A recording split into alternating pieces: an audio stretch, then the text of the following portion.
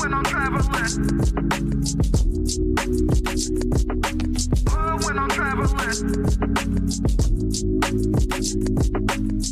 When I'm traveling. Get that when I'm traveling. Six pack when I'm traveling. Seeking a place with young free, and I got what it takes to rock the mic right. Seeking a place with young free, and I got what it takes to rock the mic right. Seeking a place with young free, and I got what it takes to rock the mic right. Still watch what you say out your mouth, cause 50 shots still turn the gun out. I'm Mr. Hood when I'm traveling. When I'm traveling. When I'm traveling. When I'm traveling. Get that when I'm traveling. Six pack when I'm traveling. When I'm traveling. When I'm traveling. When I'm traveling. When I'm traveling. Get that when I'm traveling. Six pack when I'm traveling.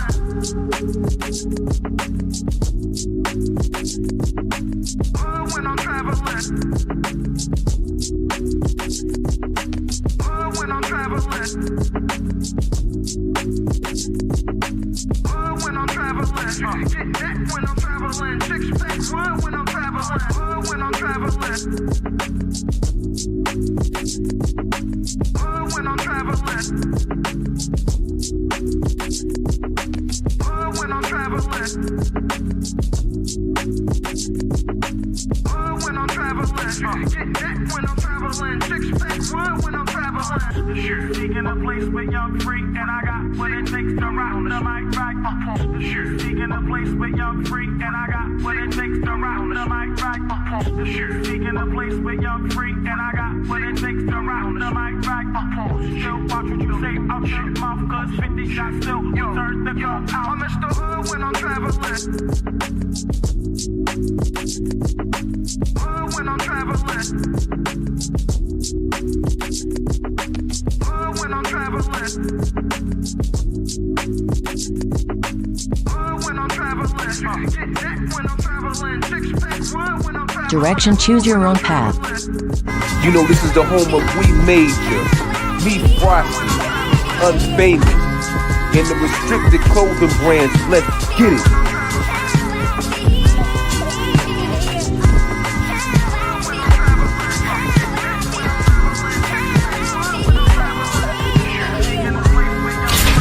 The message is always in the cloth, the colors, the designs, the fit.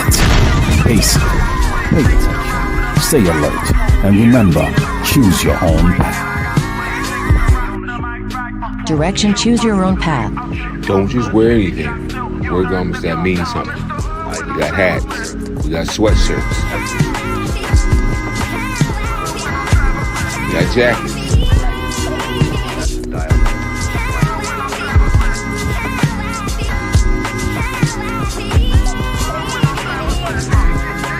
We even got hoodies.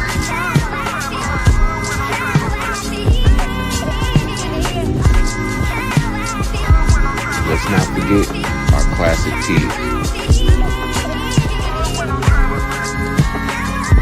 Direction, choose your own path.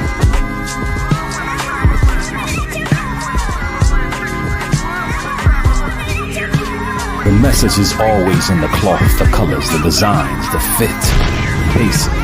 Pay attention. Stay alert. And remember, choose your own path.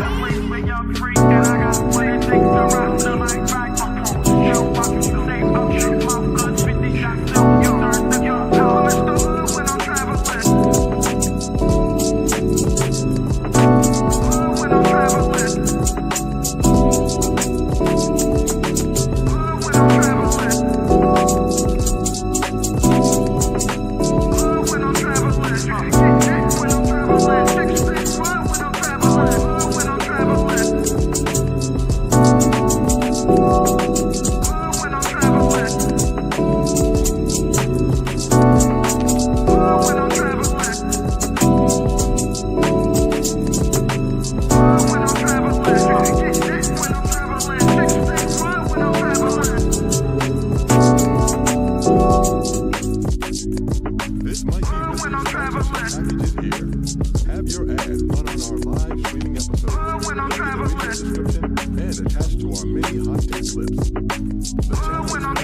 When I'm traveling, six-pack run when I'm traveling. When I'm traveling. One of the fastest growing platforms on YouTube. Join the family When I'm today. traveling. This might be risky. Email us at thismightberisky@gmail.com if interested. Hashtag Indeed. Hashtag do the right thing. When I'm traveling. When I'm traveling, six-pack run when I'm traveling. Seeking a place with young free, and I got what it takes to rock the mic right. Seeking a place with young free, and I got what it takes to rock the mic right. Seeking a place with young free, and I got what I was it already takes built. to rock the mic right. Hell no, man. What the fuck, man? Get your ass on.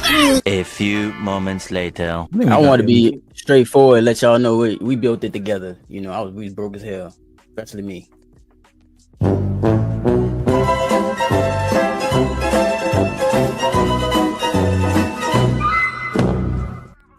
I'm a bad bitch. And that's what I'm saying. I'm a baddie. I took his time out. He didn't have none. Trying to kneel it down. Look at his face. I'm a fierce competitor. He choked. I didn't. Look at Chuck. Chuck said that shit lame, right, Chuck? Chuck know what I mean with you. Every girl in my math class I had to take, all of them were single moms around my age. I'm around 27. They're either my age or younger. No fathers, all single mothers. Seem like nice people, nice girls, but they fucked up from the start. And I don't know what you want me to do with that. Damn.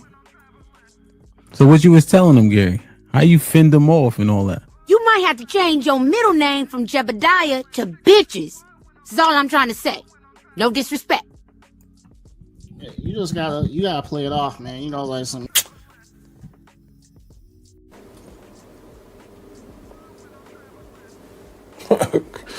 Okay. Yeah, that's. And raw. Gary was slinging dick. Yo, Gary, hold on, Gary. Was you fending them off or what? Keep it tall, Gary. Gary was beating them bitches down. No self-inflicted wounds. We're not doing that.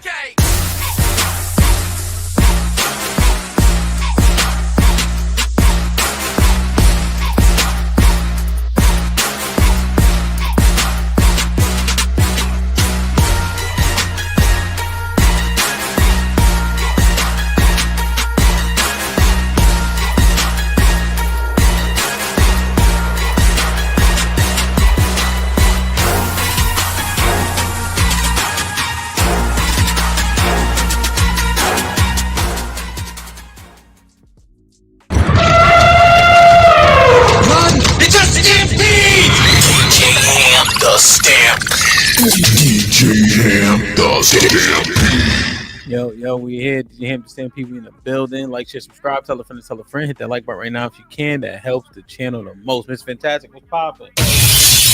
Brother. I thought you was traveling. Yeah, I got back. Remember I told you I got back yesterday. Oh, I thought you was going like Wednesday, like, you know what I mean, like straight into it. No. But you went Thursday? Yeah. Okay. Thursday. Yeah, that's my speed. Thursday to Sunday. Thursday to Monday. How was it? It was dope, man. It was nice. Yeah. Why you do that sinister smile every time I ask you about your week? Sinister. They can't just smile. Every time I ask you about your week. Super villain. Nah, beloved. Every time I ask you happy. Damn. Yo, every time I ask you about your weekend, you. Hey man, listen. It's like you trying. Hey. This how you look. Let me show you. Hold on. Let me show you. All right, so I'm you, right? right, ask me how. Hold on, let me check this. Ask me how my weekend was. Hold on. Hey, how was your weekend? Hold on. Let me stop laughing. Let me stop laughing. All right. Hey, how was your weekend, fam? You see what I mean? Nigga, you smiling like the Grinch, nigga. Like at least my shit instant, nigga. My shit instant. I ain't motherfucking, you know. Yeah, man. That's what's up, man. So you Turks, right? Yeah, man. Turks, man. It was love though. Yeah, it was cool, man. My suggestions are like, bro, they have the worst processing shit ever, nigga. That shit is not even third world country. It's like 10th world. It's like another universe. Really? Yeah, you get there, it takes like 45 minutes to get to the damn customs, right? I mean, get to like the passport shit, and then they tell you arrive 3 hours early because it's the same shit motherfucking going out. And you still gotta take your shoes off down there. And the motherfuckers made me throw away a whole canister of fucking protein. So shoes is done. Shoes is done for us. Done here, yeah. Shoes is done here regardless. So you gotta take all that way. That shit was, bro. TSA is one of the biggest finesses ever in life. You know how much you know how much shit they confiscate and sell. Like all the shit they get, they sell. Like they auction that shit off. I know they do. Yeah. Like imagine how much. Like even something little like lotion and stuff. You know what I mean? Like you got the big bottle, or they say, "Oh, it's too heavy." Yeah. You know, I probably had to throw away or give away like probably 5 or 6, at least 6 or 7 colognes. You know, you bring your good shit. Oh yeah, 3. Nah, I keep they're not getting that, bro. I that's why I keep like the little sample joints. Like because that happened to me one time only. Yeah, it happened to me just not even thinking. You know, because you think you got the little bottle, but I made think about the ounces. And I'm like, oh, it's half empty. Well, then you get through. No, we go by the bottle. We don't go by what's in it. We go by what it says. You piece of shit, bitch. Yeah, they be wanting them things, man. You know what I'm saying? My wife just bought me some. I think it's Chanel Blue or something. It's definitely like a summer. You know what I mean? Do y'all switch it up? Like summer, winter, like smells and all that? Me, yes and no. I really like more like the amber shit and the more fall smells. You know that all that what's name shit is really good. Like the Middle Eastern smells, those are real good, man. Yeah, that is ironic, honey, isn't it? Yo, chill. Yeah, that is ironic, bro. Oh God. They be smelling. Yeah, ooze. Shout out, the ooze smell. Them shit be good as shit.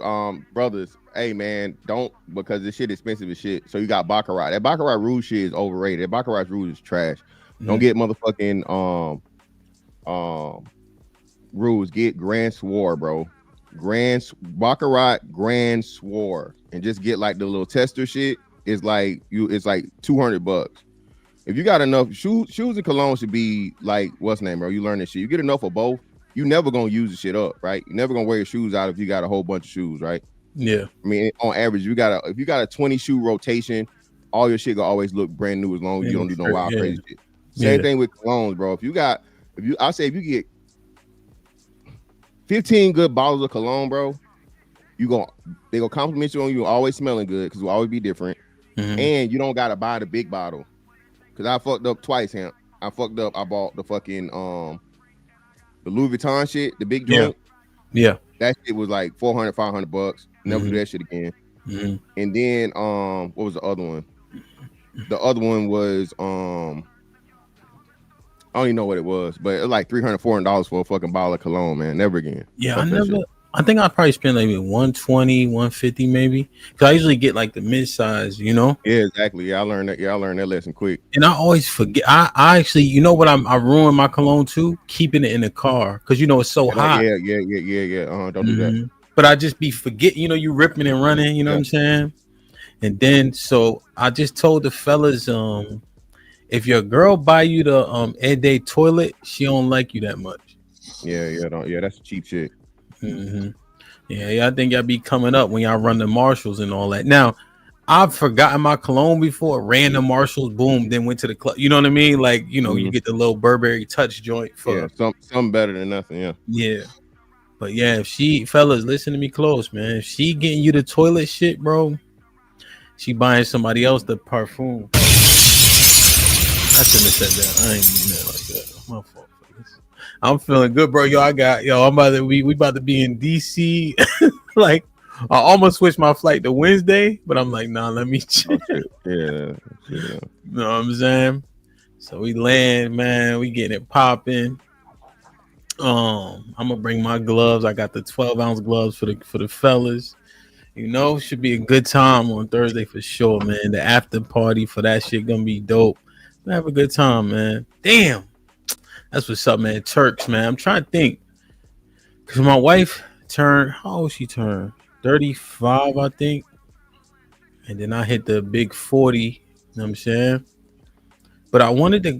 We was gonna go to a crowd, but I'm about to DJ there, I think. So I don't want to run it and then run it back. You know what I mean? Like I'd be annoyed if I end up doing the DJ thing. Yeah, no. You know what I'm saying? So we doing good, man. We feeling good. Salute to everybody in the chat. Let me see you in the chat real quick. Salute to the 100 people in the building.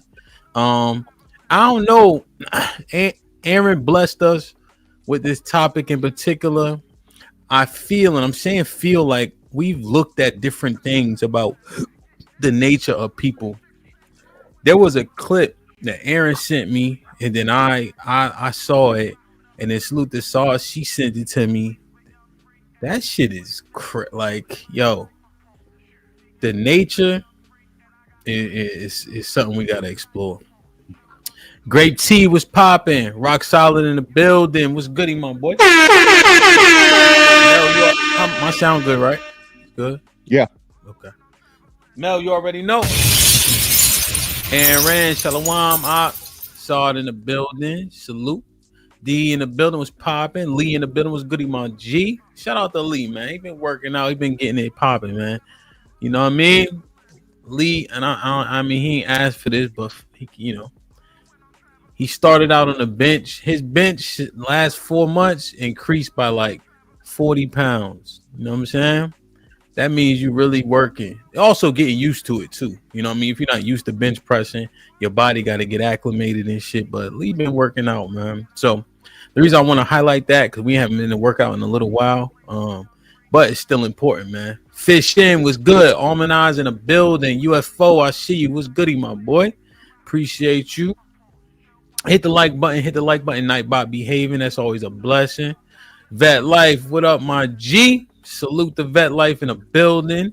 Impress was popping. Impress putting in work as always. My sis in the building. Joel was goody. J Mont was goody. Nas, what's up, my boy? Hope all is well. Hope everything's everything. We got a Discord too, man. Somebody dropped the link. Homeboy, Shalom, Bino in the building. SPS, salute to the brothers over there, man.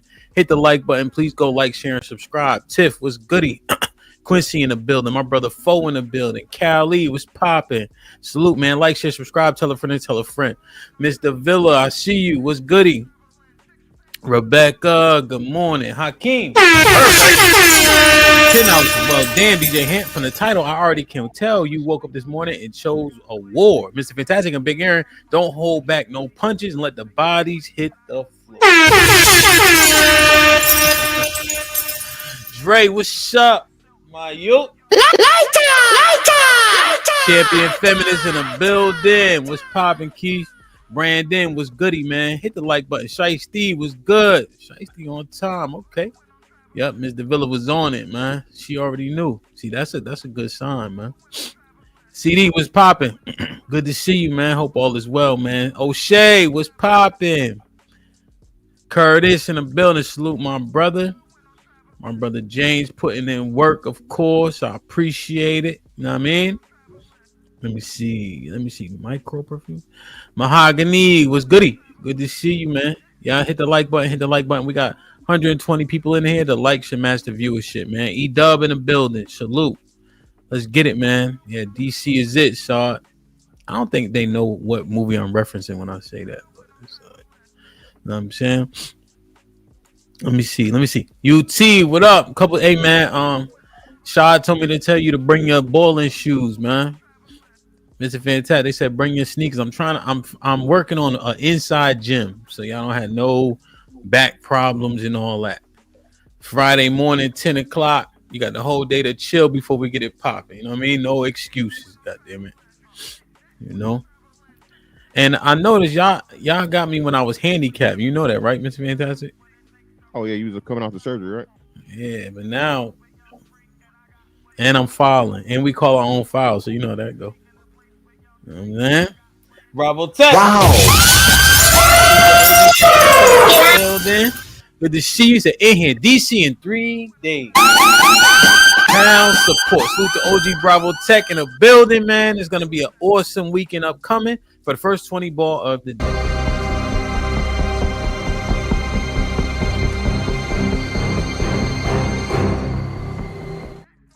Didn't fit. Stack. I don't know what those are. Jordans. What coming out? These are undefeated fours. Oh yeah. Oh shit. Yeah. Shout out to him. I gotta set my alarm. Black America was goody. Shab, what up? Miss Jilly was good. Shan in the building. What's popping? Good to see you, man. UT, Nightbow. Okay. Nah, man, my shit is getting it, man. I couldn't even like shoot no jumpers and none of that shit. So I feel better, man, for sure. Like I can play everything, nigga. I can learn it. You know what I mean? Like, share, subscribe, tell a friend, hit that like button right now if you can. That helps. Wow. Yo, Aaron, when you mentioned the you can play golf? No, I never played golf before. I went to the putt though. I did well. You know what I mean? I'll bring my club. Hey, Aaron, check the private chat. Yo, what's goody? I'd shoot jumpers, bro. I'm telling you. I'm bringing my brother so he could follow Mr. Fantastic like last time. We got a game plan, man. That's the game plan. Huh? Yeah, no. For this, or are you saying generally, Aaron? Both. Okay. All right. We got to get into this diabolical shit, man. This, hold on, I had to show y'all this though. Hold on. This is less serious, and then the show will get a little bit more serious in terms of what we're going to talk about. Let me see if I can find this shit real quick though. This is the hold on, let me see. I gotta find this shit. Hold on. Damn, let me see. All right, hold on. Let me see if I can find it real quick. Like, share, subscribe, tell a friend, hit that like button right now if you can. That helps the channel the most. Aaron, so you were talking to me about shadow working, some of your findings, right? When we mined through it last week. Did you want to expound on that? Yes. While I'm talking, I'll pull up some pages here. So I looked into it, and it was pretty much a process developed by Carl Jung and Sigmund Freud. I mean, we all kind of have an idea of Sigmund Freud, but Carl Jung was also a known and avid occultist. Okay. You don't know what the occult is? Check it out, look it up. It deals with the esoteric, spiritual, side of things, specifically like darkness. But the whole idea of shadow work, the shadow that they're referring to is parts of us from our previous selves that we have repressed or shut away. And what they're suggesting by doing shadow work is that we rediscover, reintroduce ourselves to those parts of us that were repressed and reincorporate them into the personality that we are using today. Here, let me get some actual. All right, let's see. AI says shadow work is a therapeutic practice focused on exploring the unconscious aspects of self, acknowledging these hidden parts. Let's see, promotes self-awareness, personal growth. Here, let me get a website that's more legit.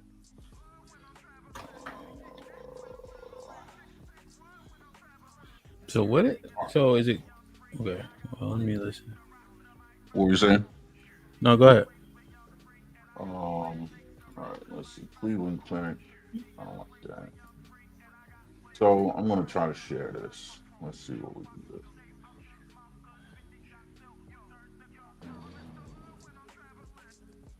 All right. So showing up? Yes. All right. Why is it showing up as a blank damn page? Is it blank? Yes. Yeah. That's bullshit. All right. What source you trying to pull? It says health.clevelandclinic.org. Cleveland Clinic Health Essentials. I mean, there's others. I don't know who finds it. Let's see. All right. Yeah, man. I was prepared for the other topics, not this one, but we'll get it together.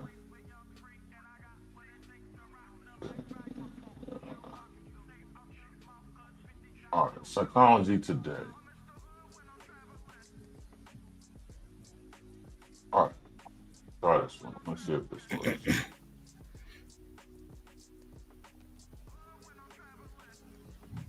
Can you see that? Yes. All right. So to understand what shadow work is, we must define the shadow. The Swiss psychologist Carl Jung, who was perhaps Sigmund Freud's most famous trainee, described the shadow as the repressed parts of ourselves, the parts that we find unpleasant or cannot tolerate acknowledging. The shadow consists of aspects of ourselves that contradict our characteristics that we do like and want to be recognized for. When we recognize our shadow sides coming up, we try to avoid acknowledging these parts at all costs. We see other people demonstrating our shadow traits. We may have strong negative reactions because we do not want to be associated with those traits, one, and two, we may resent other people who get to express those sides of themselves. Let's see.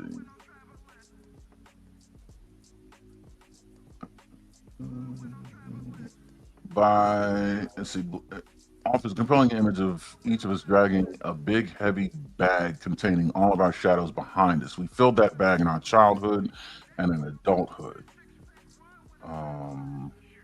Bad relationships. Second, let's see. I'm trying to find. There was a piece of literature that spoke to like things that we repress out of moral convictions, right? And it said something about like religion having control of the parts that we repress, and that, which is why it's called the shadow. It's like a dark,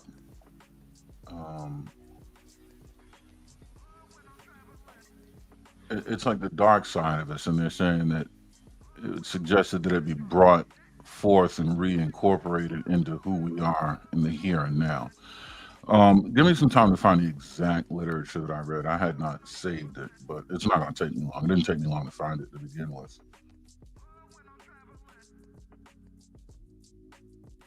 So what do we know about Carl Jung anyway? I think we should start there because he's the guy that kind of pioneered this. Are you asking what we personally know, or are you just saying in general? Well, both. I mean, yeah. What do you? Do either of you know about Carl I know. Jung? Yeah. I've heard. I'm familiar with Jung. He was a major part. Him and Freud, like probably two of the major contributors to Western psychology, so on and so forth. Yeah. All right. Okay. Wait. I think this is better. Let me share this. Boom. Nope. Okay. All right. Let me know if you can see this.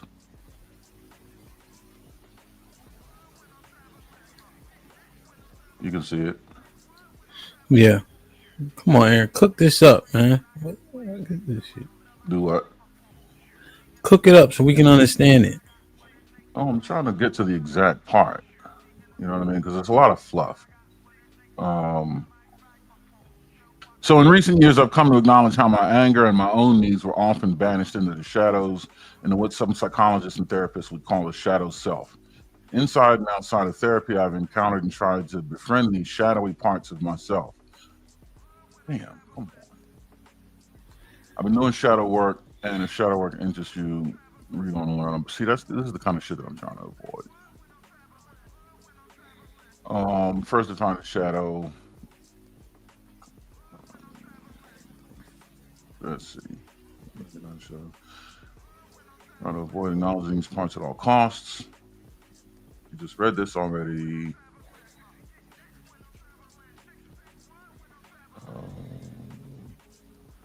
All right, so shadows are more easily identified by other people, and conflict is likely to result when one person remarks on the shadow side of another person. Knowing what the shadow is, what then is shadow work? Shadow work is the unification of who we consciously are with the parts of ourselves that we repress. It is the integration of the bad and the ugly with the good so that we become complete beings. This is no easy task. Each of us form our shadow side in childhood when we recognize that certain traits we have are pleasing to adults and get us what we want, while other personality traits seem to get us in trouble. Over time, with reinforcement from caregivers, peers, teachers, we learn to present sides of ourselves that other people seem to like while relegating the other sides to the shadow. Let's see.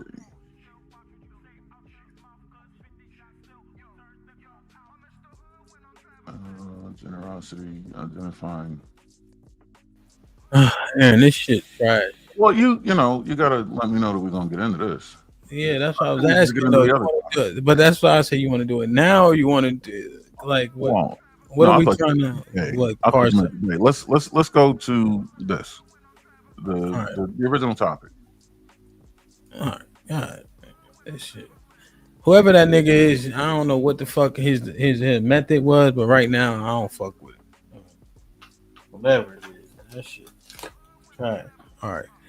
So look at this, right? Like, share, subscribe, tell a friend, hit that like button right now if you can. That helps the channel the most. So the T app, right? So we was talking about the T app on Friday, me and Cheeky, and then we went into it, right? So one of my mans, he posted that he made the T app, but it's not the same, right? The double standards exist, and this type of shit backfires, right? He doesn't have the same reaction that the women were having at all because of what they were saying, because of what they tried to shame him with, backfire, right? Let me show y'all this. Like, share, subscribe, tell a friend, hit that like button right now if you can. That helps the channel the most. Now, he made the T app, right? And this is his reply. It's official. I have made the T app, and I have 14 red flags.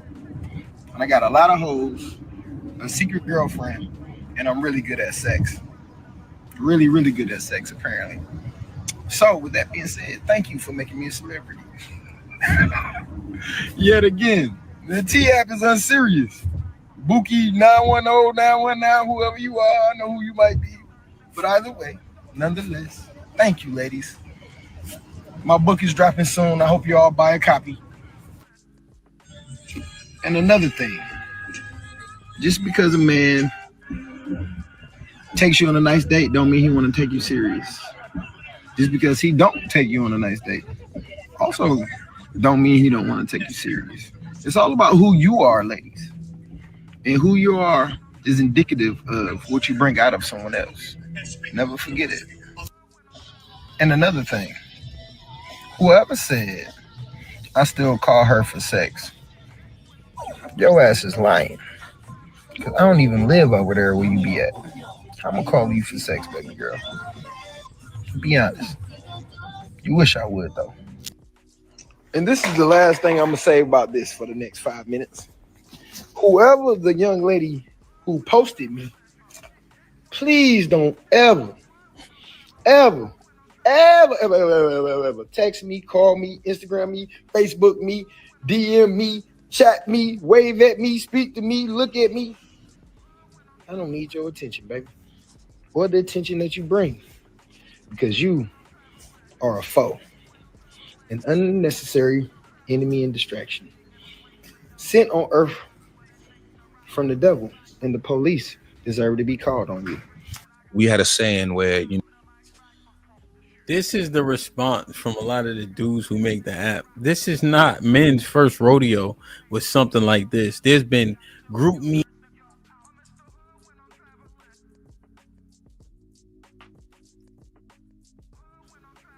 Check. There was a group me where women was posting men in it to say, "Hey, do you know this dude?" There was open Facebook groups about, are we dating the same man? This is a men's first rodeo with this type of shit, right? And like expat said, this is public, more PR. You muting again. I don't know why, because they said he's really good at sex. What does that do to his stock? It skyrockets. It skyrockets, right?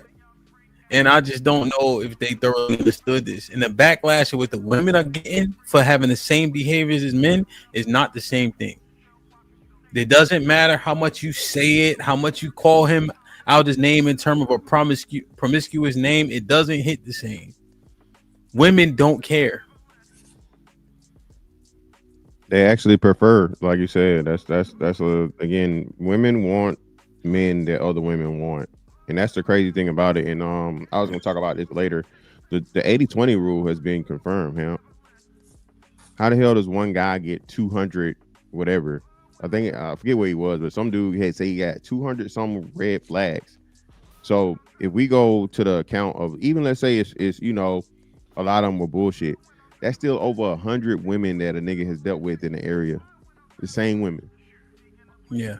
You know what I'm saying? Now let's if we did that over a 10-year span, that's 10 women per year.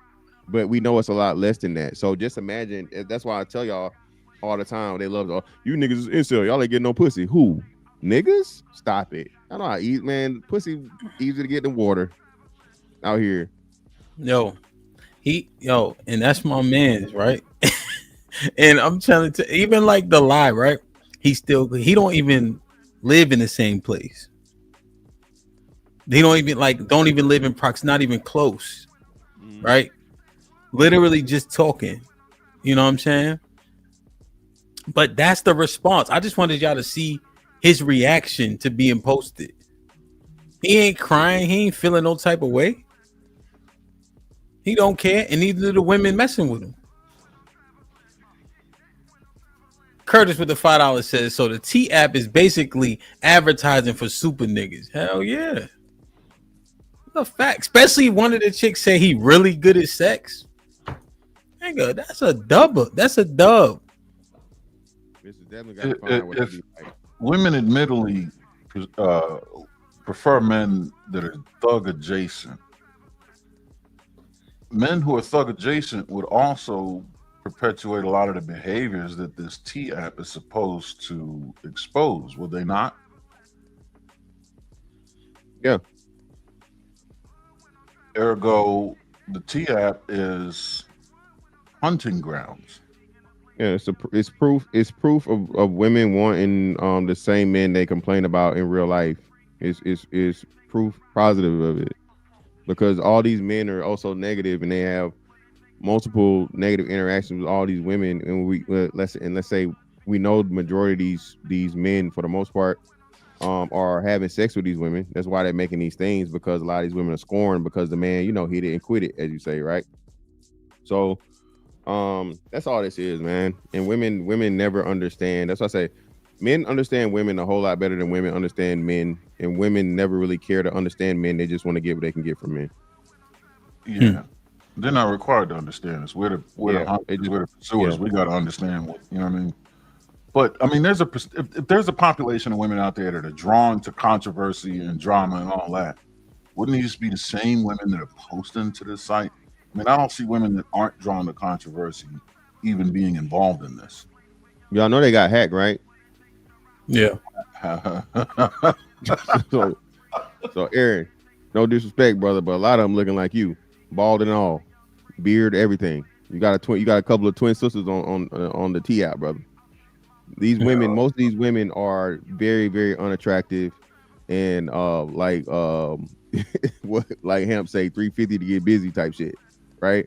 And these are the typical women that complain about men. These are the women that get used for sex and sex only, and then they're mad because they can't do anything about that being their lot in life. That's their limit.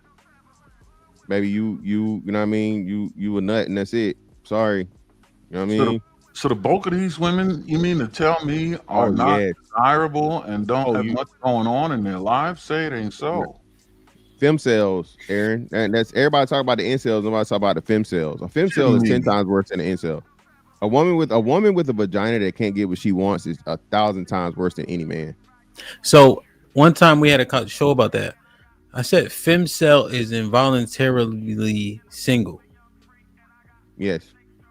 Because the sex part is a non-starter. Yeah. Oh, they fucking. Bitch, okay, niggas, like I said, what you say? You put a pussy on a light pole, nigga been out there all day. Bitch, they ain't saying nothing. That's why I say that shit is cope, Hamp, and it's cope and it's cap when they say, oh, well, we're being justified by sexual access. Bitch, no, you not. You know what it is. That's why y'all so bitter and angry. Yeah, that's one thing I need to continue to mine out in my head, like, because it seems like there's a level of delusion because of sexual access, but also, right, and this is like cognitive dissonance, I don't believe that they don't want to get married, like they be trying to act like they say they don't. Damn, they can't. They know they can't. It's like if I go to oh man, you don't need no Lamborghini. Nigga, you can't afford a Lamborghini. So of course you're gonna talk down on it. That's people that can't do certain things, but automatically gonna be haters. I seen that's that. why I say so you know, when these women talk about, oh, I was engaged and I was just was okay, you missed your window. You missed the Lord sent you the motherfucking ram in the bush. The Lord sent the boat when you're in the middle of the ocean, and you must say, no, I'm waiting for the Lord. Bitch, he already sent it. Now you're stranded. It's too late, and it's never gonna happen again. Yo, Rich, I've experienced that, right? So I experienced it in a much lower level. Clothing and shit, bro. So I got these shoes, right? All they do is hate on the shoes, right? The butterfly shoes? Yeah.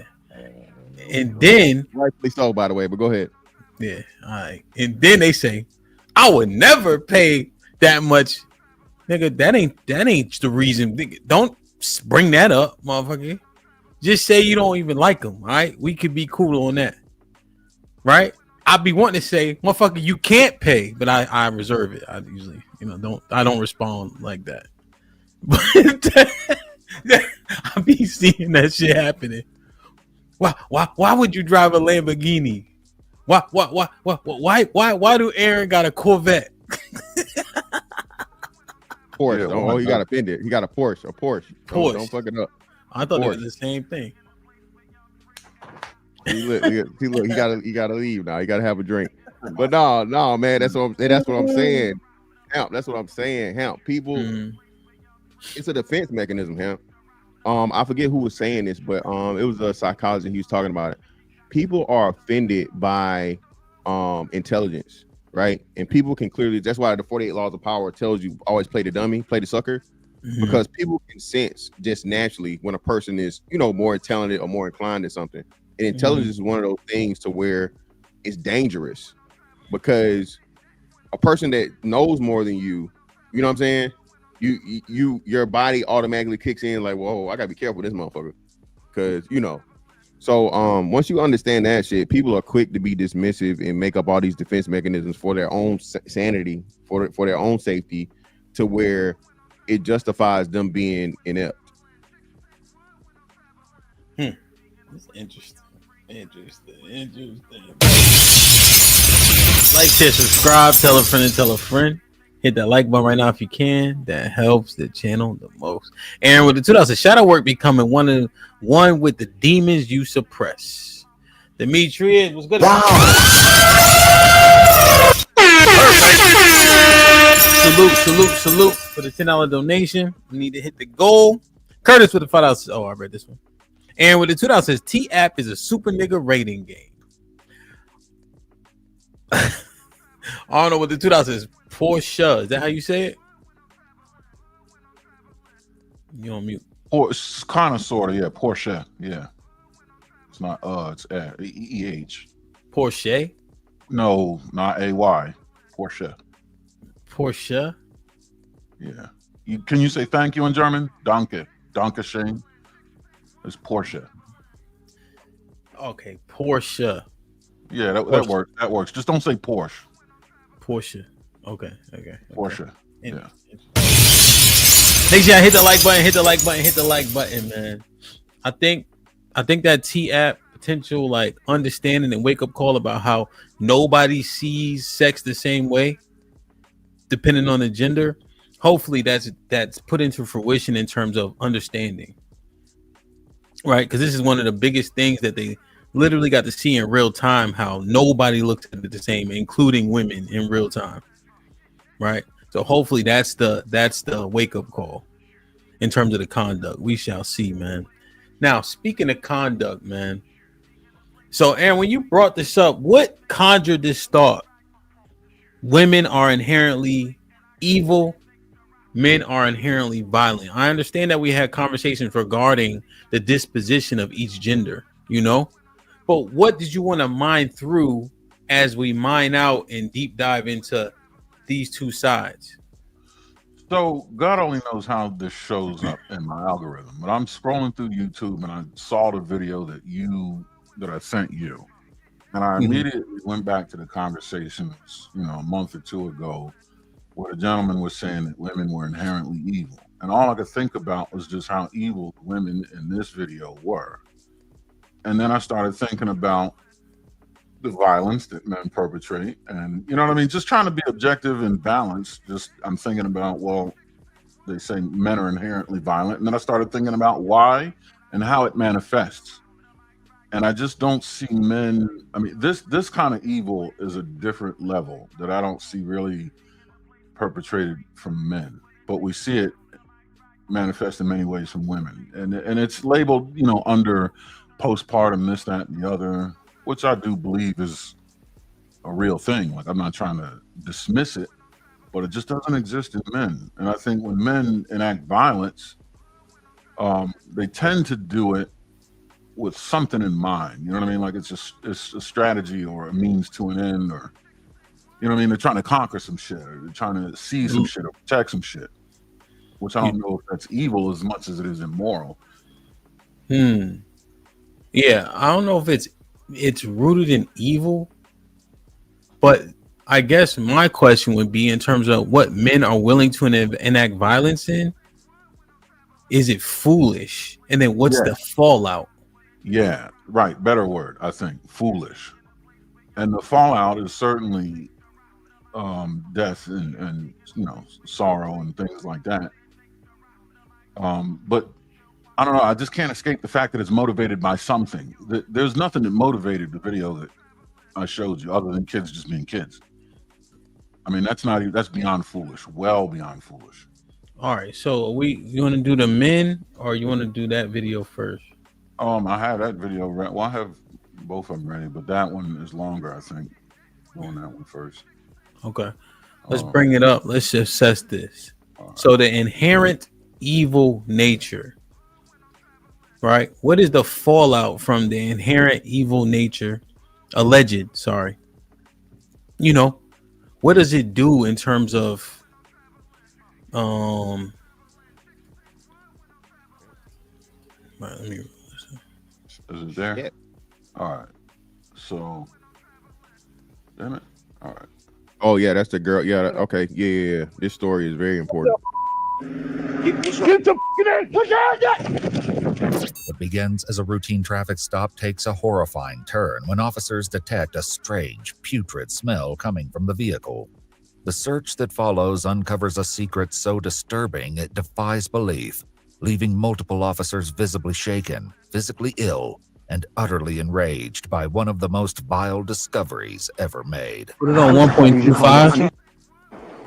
Put it on Not admitting the guilt or 1.25. just anything like that. Just basically saying I'm like, telling you, it's cool. I won't be here tomorrow. Tonight is my last night. What am I going to do? Like, I split it. no, I still got to do my job and try to explain to I you. know, but I'm just saying. So once Like, explain. I'm not even talking about in Baltimore. Watch tomorrow, y'all are going to see me on the news. Y'all are going to see me make my big day bird. That's what. The officer has no idea her bizarre comment will soon become a shocking reality. Wait. With a tow truck on its way, Nicole sits on the sidewalk and calls a friend. I might need to steer. Wait. What'd she say? Hold on. I heard what she said. Tomorrow will be her big debut. On the news? A ride. Yep. Shocking. Tomorrow, y'all are going to see me on the news. So what? She had a plan? I'm not even talking about in Baltimore. Watch tomorrow, y'all are going to see me on the news. Y'all are going to see me make my big day bird. Pause. The officer has. So what I saw is she's from Essex, Well, right? the stop happened in Essex, yeah. Yeah. So that's right near Baltimore, right? That's right on the brim. That's Baltimore County, right? Or Essex County, is it? Essex County, close, Yeah. So it's right there. So she. Okay. All right. Go ahead. Let her talk. Because I only watched the opening of it. Like I kind of do that purposely. Go ahead. Yeah. No idea her bizarre comment will soon become a shocking reality. With a tow truck on its way, Nicole sits on the sidewalk and calls a friend for a ride. You want to grab a couple of your things? I'm gonna do an inventory search of your car once you finish taking out what you want to take out. What's an inventory? So inventory search is when I go through your car, for instance, say like you had 15,000. And they taking my car. Y'all keep asking me to move on. Y'all keep telling me one more day. Y'all keep saying everything's gonna get better. Y'all keep saying this, it can't get no worse, it can't get. Like, y'all keep saying find the light. Where's the light? Yo, like where is the light? Say just here we go, man. Here we go, because I can't take no more. Like I really can't take no more. When backup arrives at the scene, the officer taps his colleague on the arm and quietly shares that something is very wrong. This the problem that shit, Aaron. This the problem I be having with fucking this glorified this bullshit language. Find the light, shadow work, all this fucking extraordinary language, right? That we put around concepts to like sugarcoat them. You know what I'm saying? Or like sensationalize them. What are you talking about? Who does she talk? This gets me frustrated. Who you talking to that talks like that? The fucking spirits, the damn gin and shit. This shit is corny, man. Go ahead, Aaron. Got it. See what you smell. Not drugs or anything. See what you smell anything else. They got her taking shit out the car. No fucking dead. Did you move in your car? This way I live at. So what you hitting? No, seriously. I just need to find. I need to know. I told you it was What is this right here? Huh? What is this? A bunch of dirty clothes. Here we go. A bunch of dirty. I'm about to show you. I'm about to show you right now. There's a bunch of dirty blankets. You got to open that up all the way. And everything. Because it's bugs and stuff over it and everything. I know, but I don't know what it is though. The stench is unmistakable, but finding the source of the smell is Yo, easier said than done. As whatever is in the you, I found a dead squirrel in the backyard, right? And then I had a fight with a possum last year, and then I found a dead possum too, right? Even the flies that be around dead carcasses, the fly is like 2 times the size of a regular fly, right? Because of what it can feed, etc. And the possum, right, is a little bit larger, bro. The stench of the possum, bro, stunk so bad. And I don't have like weak stomach. I ain't scared of like animals, but shit like that. But the stench of it is just unimaginable. And the possum is what, 8 to 10 pounds, maybe? Yeah, big cat. Yeah. Yeah, And it was outside for a couple of days or whatever the case is. I had my neighbor had 3 big dogs, right? And so they weren't picking up the feces. So flies, right? Because they live right next door. And so we had like an issue with flies. So we had somebody spray. They got the same person to spray, right? So now all 3 houses on either side have the same pest control. And then they had to pick up the poop in the backyard. So you guys ever got the fly trap? Right? The fly trap. The tape thing? Not even a tape thing. It has like a fluid in it. No, yeah. Never seen that. So it's like a fluid, it's like a thing, it hangs up, right? And the flies you get in, they can't get out. And so I'm like, yo, something must be dead in the wall, you know? So I'm looking, I'm calling. So I got my guy to come back out. He's like, oh no, that's that flies trap smelling this bad. Because of the amount of flies that were in it, you know, and they kind of dead or they trapped. It was stinking, bro. I thought something had died in the wall because you know I had it hanging up like on the other side of the house, and it was literally this fly trap smelling that bad. I'm just painting this picture of little things. This thing is only, you know, a liter worth of stuff. The possum is only, you know, 10 pounds worth of carcass. And you know what happens?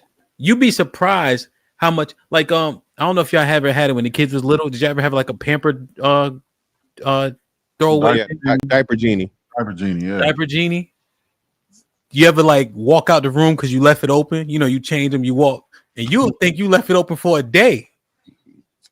But I'm articulating that to say, as soon as you rip that bag open, bro, you know what I'm saying? Like that just go ahead. Wait, where the fuck video? Hide is buried beneath endless layers of plastic trash bags. Literally ripping through all the veins so we can see all the nerdy stuff. I don't think that a guilty person would be doing it like this, bro. If I take all my stuff out, where am I going to? I just need this right here is drawing my attention to it, so I need to see it. I know. Just feel it. That's why I'm trying to show you. No, I'm with you. What happened? No, I'm giving them to the box. Okay. No, I am. I'm about to show you. Nicole turns to the officer for help, and he carefully begins cutting through the thick layers with a knife. You gotta get all the way through to the dirty pussy clothes. No. You can finish it. I was just curious. Oh, yeah, I can even get to the hotel receipt for you. Okay. You ain't got to go through that. I was just curious. Keep finding blankets. I ain't got one blanket. Keep finding. Oh, you can keep finding them. As soon as you open it, you go find them. Let's stand on the front of this car and make sure she won't go nowhere. After cutting through multiple layers of trash bags, officers finally uncover a black suitcase. Just open the suitcase and we can be good after that. There's more blankets still. Can you cut it from here? Can you cut it one more time? Pause, Aaron. And this is what. Why did they pull her over? What was it? Speeding. All right, go ahead. That? No. Pull it out. No, but what led to the stop was for speeding, but then they ran the plates, and the car doesn't exist. The plates are like from West Virginia. She has no license. She presented a state ID, and the car isn't registered to shit, and the plates belong to something else. But it was speeding. It was a stop. Okay. Pull the whole bag out. I am. My husband just said it. The dirty blankets from my husband. I am. See? Take it out. Take the bag out. Take that bag out of there. I am. Okay. Pull that bag out.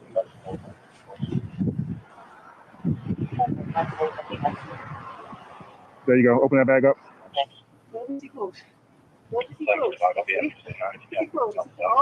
Open it up, ma'am. I did. Unroll the whole thing.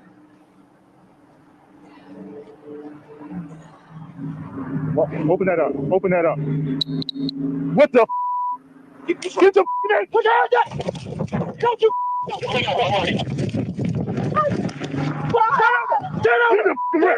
Turn over right now.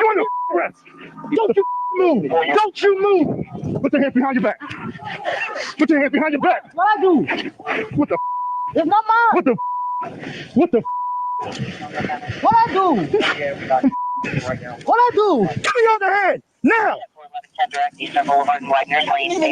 I don't want to hear it. I don't want to hear it. Get up. On your feet. Roll over. Sit on your butt. So the woman in red was the woman behind the wheel, and the woman in white was the passenger. Her name was BB. She's a friend or associate. Stand up. On the channel. You don't need that. We got two in custody right now, but we need a supervisor. Please don't. No, please. I swear to God, if you move, so help me. Please not at right time. Please don't arrest her. She don't have anything to do with nothing. She really don't have anything to do with nothing. I will give y'all every name to everybody. I don't want to hear it. Please don't arrest her.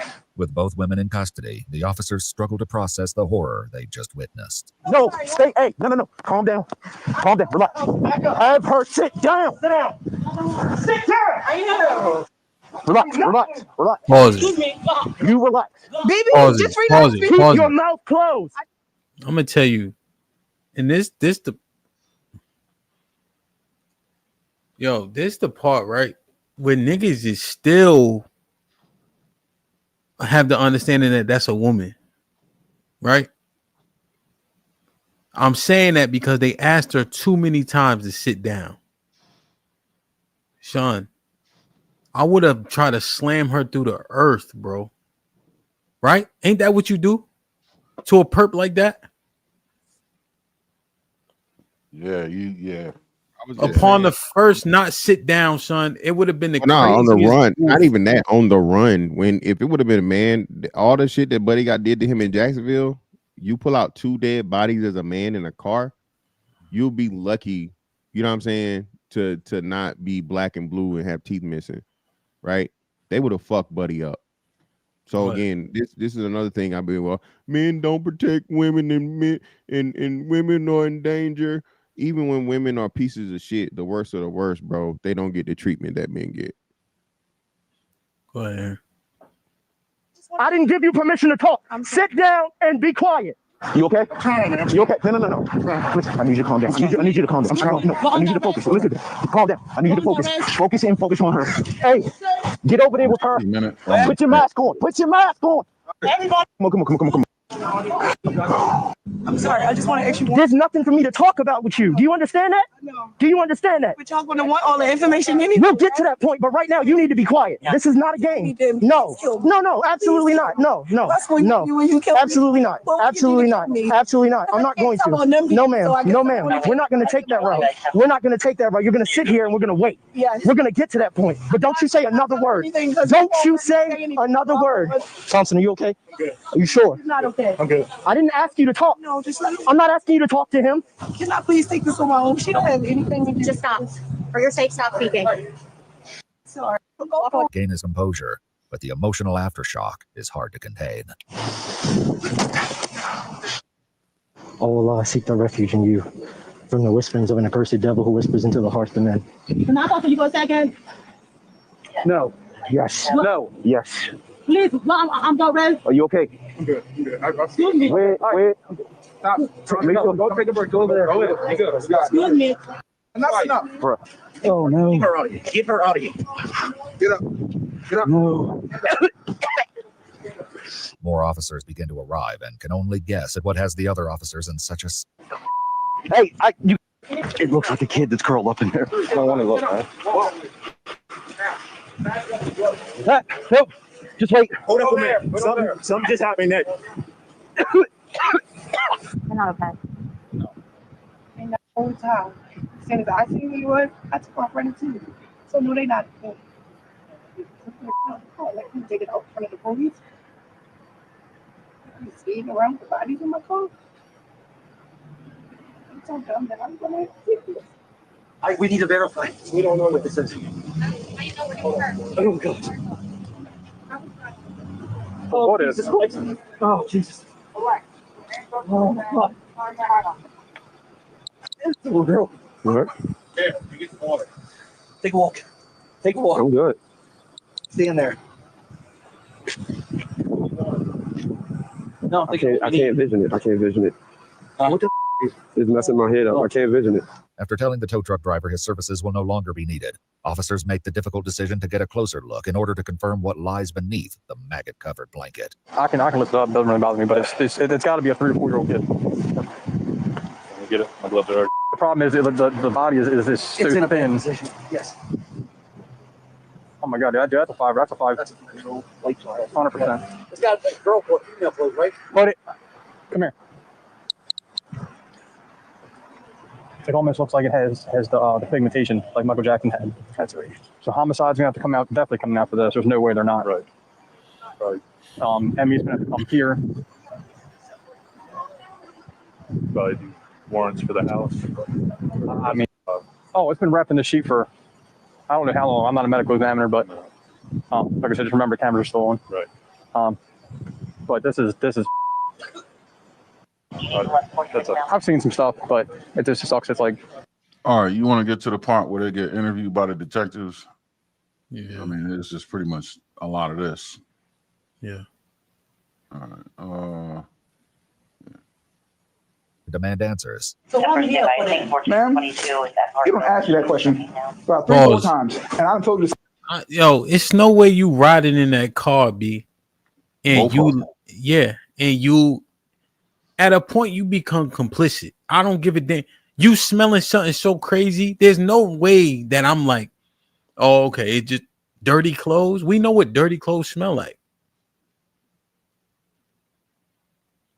That's what I'm trying to figure out. Well, the next part we're getting ready to watch is the passenger is going to be the first person interviewed, and I'm looking at her behavior and shit. And the woman that perpetrated this shit said that she had nothing to do with it. But like you're saying, how can you ride around in this vehicle with this stench and then have this kind of reaction? Here, I'm about to play it now. Like, this is your take on it. Same answer about 3 or 4 times. I'll tell you again. You are in police custody. You are going to be sitting right there in handcuffs with your bag right there until somebody with either equal rank that knows that was out there with this call, or somebody ranks higher than me comes to me and tells me to do something else. So get comfortable, relax. You're going to be here for a while. It is what it is. Sorry. So what's my right? So you just want to let somebody up with no right? Ma'am. You know my right? Ma'am. What's your first name? Kazadi. Kazadi? Yes. It's Kazadi. Do I kill somebody? Ma'am? Do I kill somebody? I don't know. So why? But what I do know is you're going to be in handcuffs in that chair until someone says otherwise. I don't got no one. So why am I not ready? What's your last name? Kazadi. What's your last? Until someone says, what's your last name? Chibola. Okay, both of those are very hard to pronounce. So I'm just gonna call you madam, and I'm sorry about that. So now, you guys gonna like me and frame me for something you ain't not telling me. I didn't frame you with anything. I'm not Baltimore County. I'm one person. I'm just a cog in the machine. Okay, you telling me my hand is clean. I feel I'm clean. You was riding around in that car with that stench. What the fuck are you talking about? Right? Why they keep on in the chat saying she retarded? The young lady suggested that she is earlier. That she says the girl's mentally retarded, but I'm like, I don't see how that you can't. You got to detain everybody in that car until we figure out what's what. She just this not her first language, obviously, right? No, right. You know, and she sound like she might have a little bit of a speech impediment, but it's probably just a draw from speaking a language that's secondary. Yeah, she's not slow. She just foreign. Even if she does have some sort of intellectual, inability. Well, she's dumb as hell. Dumb as hell don't mean you slow. She's just dumb. Right. I think she's quick enough to know what the fuck that's. This is too much of a situation for her level of cognitive ability. You know what I mean? To be exonerate her from shit. Hell. Go ahead. You are detained. You can ask me 1,000 times, but I can't tell you what I don't know. Like, it's not gonna be some fairy that comes to the wall and says, "Here, Officer Bowling, boop, here's the information that she's asking for." I ain't got it. I'm on that rest. Let's take a loop. Hey, can you pause real quick? Okay. Bitch, dumb bitch. You saw them 2 bodies they pulled out of the fucking car. What the hell you mean? What for?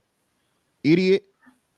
You were in the car with the carcasses of 2 children. Okay? That's why. Yeah, but she's denying that shit all day. It's gonna be consequences. Do you need water? I'm not crazy. I didn't say you were. I asked you, did you need water? That's what I asked. Yes, I need water. Okay, I can try to arrange for that for you. In a separate room, the officer waiting with Nicole informs her that he can't speak with her about the case. Left in silence, she begins talking to herself. It was okay. She didn't make an argument about it. I'm all like, what am I arguing for? Just open it and let him look at me. So stupid. So stupid. So stupid. I don't want to cry so bad. I can't even cry. Nicole, appearing to wrestle with guilt, will soon have an opportunity to explain the grim discovery. Meanwhile, BB makes a separate request. So can I go to hospital then? I go to hospital then. What is your health complaint, madam? Can I go to hospital then? What's wrong with you? My knee hurts. I'm not feeling good. Your knee hurts. You're not feeling well. I'm not feeling well. You're conscious and breathing, so to me, you look fine. I'm not fine. Okay, then what's wrong? I'm not fine. Okay, then let's discuss what's wrong so I can get you the help you need. The officer informs his supervisor of BB's complaint, but when he returns for details, he's met with an interesting response. How bad is your knee? Let me see. Can I have my knee done? Oh, wow. They switch my knee for too hard. What knee is hurt? This one. Hey, show me where you're hurt. Not daddy on your big hole. Okay. Look at that. What did you get that? What did you get that? Okay. BB is then informed that if she chooses to go to the hospital, she'll need to wear shackles. I can walk. No. I can take that. No. That sounds if you're weird. in the hospital, you're getting shackles on. Point blank period. If hand and butt. That's not up for debate. For the bed? Yeah. Do you want to go to the hospital or not? Nah. I changed my mind. All right. All right. Mine has been changed. I bet you that. I know my baby. I'm gonna right now. If they question me for something, I know my baby. But they better let me go. Oops. You know your fate. What's being said here? You know your fate. Okay. I'm sorry, man. The language barrier. You got to slow down. Your accent is really thick, so I'm trying to peek through as you talk. Please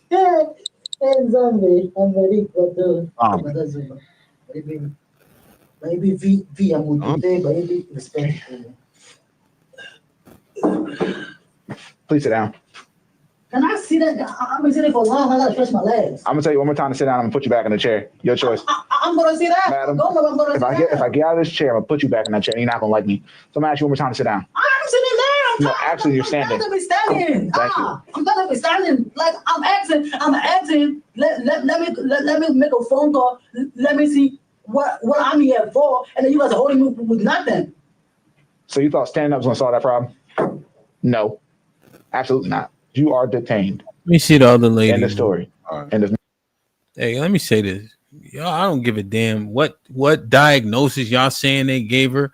There ain't no way that she shouldn't be charged. Ain't no way. Wrapped in blankets and placed in multiple layers of trash bags. Similar. That shit is crazy, bro. And anybody who, when we watching the video in real time, she's slow. She did. What the fuck y'all talking about, man?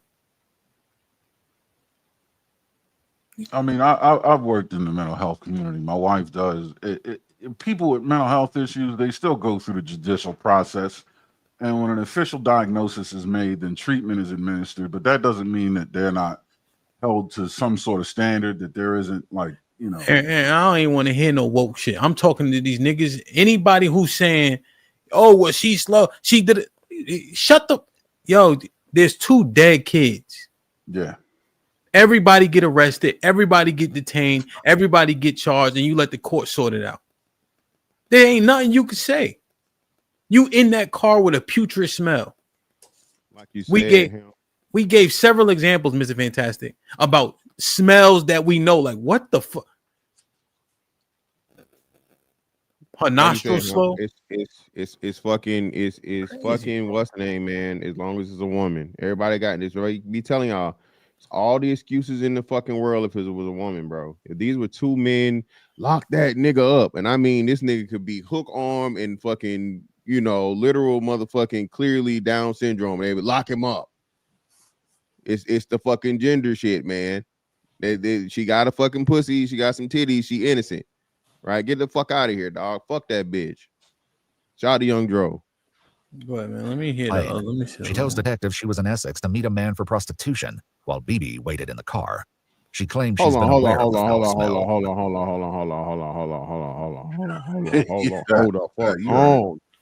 Hold the fuck on. So this bitch out here trapping. They selling pussy together and they riding around with 2 dead bodies up. Man, man, lock this foreign bitch up too. The bad fact, send this bitch back to Haiti. That Trump better have her on the top of the list. Trump, if you didn't motherfucking get this bitch right here and throw her ass back over to Haiti, not no boat trip, not no plane trip. Put this bitch in a motherfucking old school catapult and hope for the best. Hope she motherfucking survive when she land. Fuck that bitch. I just say put her in the ocean and tell her to swim. They in assumed it was a the dead rat. they in the middle of selling ass with 2 dead bodies in the trunk. Kids. Children, single digit age children. Homegirl was doing so much to try to get the smell, but we never noticed it was coming from the Hold back. up, her and her Doing girlfriend. so much to try to get the smell. Her and her homegirl. So now her homegirl 100% is accomplished. Her and her homegirl trying to get the smell. But we never noticed it was coming from the back because we don't sit in the back. How'd you try to get rid of the smell? We always thought it was coming through the front of the car, so we got it power washed. You power wash the car, try to get the smell away? The engine. You starting to understand why this sounds a little ridiculous? After speaking with detectives, investigators note it was clear that BB was mentally challenged and had no knowledge of the incident. They contact her mother and arrange for her to be taken home.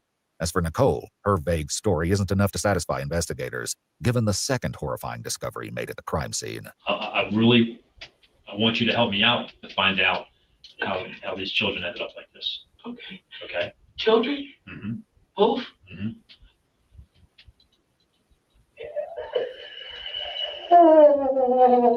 The discovery of a second child came only after homicide detectives began sorting through Nicole's belongings, though the signs had been present from the very start. Me and my kids literally living Pause in the car. Like, You know what's crazy? He said how these children end up like this, right? She says children, question mark. And then she says both. He never said how many it was. Yeah. Yep. She crying better than Denzel on Glory. Go ahead, Aaron. And the whole time I had them. In a black and yellow plastic bin, buried beneath the bags in the suitcase containing the little girl, were the aged remains of a small boy. The child's body had been wrapped in blankets and placed in multiple layers of trash bags, similar to the girl. Their relation to Nicole comes as even more of a shock. Do you recognize this person at all? Who's that? Who is that? Grandmother. That's their mother? Mm-hmm. Who are they? Pretty much when I had them. If you look at it, when I had them, So that's who? that's Johnson. And that's who? Remember, Okay. when you look at them when she had them and when I had them, you probably got this picture off her page, but definitely came from mine. Okay. Because if you look at them when she had them, they were very not taken care of. If you look at them when I had them, they were very well taken care of. 7-year-old Jocelyn Marie James Johnson and 5-year-old Larry Darnell O'Neill were each left in Nicole's care 2 years ago by her sister Deshelle, who claimed she was unable to care for them at the time. Investigators also learned Deshelle has an active case with the Baltimore City Department of Social Services for an 8-month-old infant who was temporarily taken into their care given the current investigation. She didn't take care of kids. She didn't do to him what happened to him. Yeah, but okay, so she's a better person for leaving them then. In any kind of predicament. Like, she knew the predicament wasn't okay. She knew the predicament was up. She knew, like, she left her kids literally with me selling my. She left her kids in a room. She thought you were going to take care of them, I guess. I never told her I was going to. I never asked her to. Hey, come on, bro. You said to yell at the mother about washing them. Kids, I had to yell at the mother about feeding them. Like, I just had to yell at her about everything. Despite portraying herself as the better caregiver, Nicole couldn't even spell the young girl's name. She also couldn't recall either child's birth. Hey, she's exactly right, though.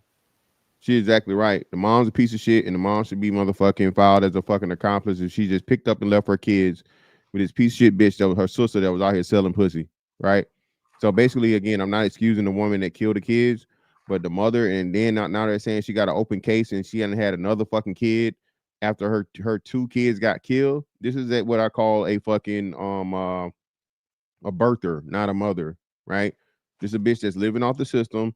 This the motherfucker that you know, this 2-year Section 8 and food stamp limit is built for. Because if you don't do it, they keep doing shit like this, right? And you end up with kids in the worst possible fucking situations. So lock the mama ass up too. Child neglect or child endangerment. Birthday. Whatever belief remained that she'd shown love or responsibility would soon be shattered by the grim truths surrounding their deaths. She lowers herself to the floor as the interview continues. Well, let me tell you this, right? We spoke to your sister and a bunch of your family members, right? Mm-hmm. I don't know that everything that you're saying is making sense. What do you mean? Well, I'm just saying. What do you mean? What did y'all speak about? Well, y'all spoke about her leaving her children? Huh? Y'all spoke about her leaving her children? Well, we spoke about a lot of stuff. And of course, it's all going to be against me, huh? Well, I mean, I don't know. Even my mom? Oh, yeah, we met your mom. He tells Nicole he won't discuss his conversations with her family, then steps out to check on her paperwork, leaving her alone to imagine what they may have shared behind her back. I'm not going to tell you what they said. What they say? What they say?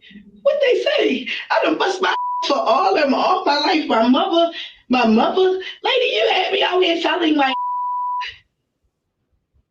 You told me not to give that girl her kids. I would have gave them back. I said this weekend when I'm coming back, I'm giving her kids. You told me not to. They about to put me under the jail. They so selfish and so wrong.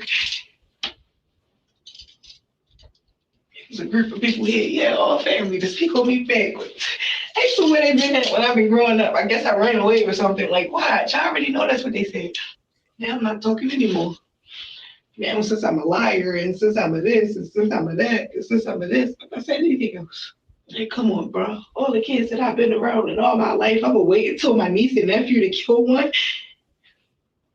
I've been raising kids all my life so much they thought they were actually mine. I'm gonna wait until my niece and nephew to kill some. While Nicole earlier stated she was living in her car, investigators located a hotel where she'd recently been staying. In the room, they find 2 stuffed animals, as well as 2 rose bears, one blue and one pink, with ribbons around their necks that read, always and forever. I think they're like memorial, like that's what it seems like. I've all been forever. The website though has all kinds of different ones, like even with the little ribbon. Yeah, is that for them? The bears. With the exception of the stuffed animals, there are no children's clothing, belongings, or items to indicate any children had been present. This, along with their advanced state of decay, leaves many questions as to how long the children had been in the trunk of the car and what led to their deaths. Can I talk through, like, I need my mother to be a part of this conversation. What? Because she's a lot of reason for the conversation. But you're an adult. What's going on? No, like I want to talk, but I want to talk to her. Like I want to tell her. Like I want to talk to her. Did she cause this? Did she cause this? I want to talk to her, and everything will come out, and I just need to talk to her. The detective tells Nicole they won't allow her to speak with her mother just yet, and reminds her that it's important to tell her story to investigators first. And they gave them to me, and I was doing so good with them. And you didn't want to give them back? Nobody even wanted them back until maybe 3 months ago. Is that when someone reached out to you? Who reached out to you? Your sister? Yes. Okay. What did When she reached out to me, she barely didn't even care. And then we were supposed to arrange for her to get them back, and she, hey, maybe next weekend. Like, she didn't even care. They were forcing her. They were forcing her to even say anything. Text messages obtained from Nicole's phones reveal multiple conversations with her sister, Deshelle, who sent Nicole money and checked in on the children frequently. She asked several times to see them, eager for them to meet their new sibling. However, Deshelle claims Nicole blocked her from seeing them. Now, for the first time, Nicole begins to explain the reason why, beginning with what happened to her niece, Jocelyn. It was really an accident. Okay, what happened? I gave her a beating. I can't hear you. What? I gave her a beating. Mm-hmm. And then the next thing I know, she just wasn't saying anything or nothing or nothing. Like, Okay. So you gave her a beating? And then she was not responsive anymore?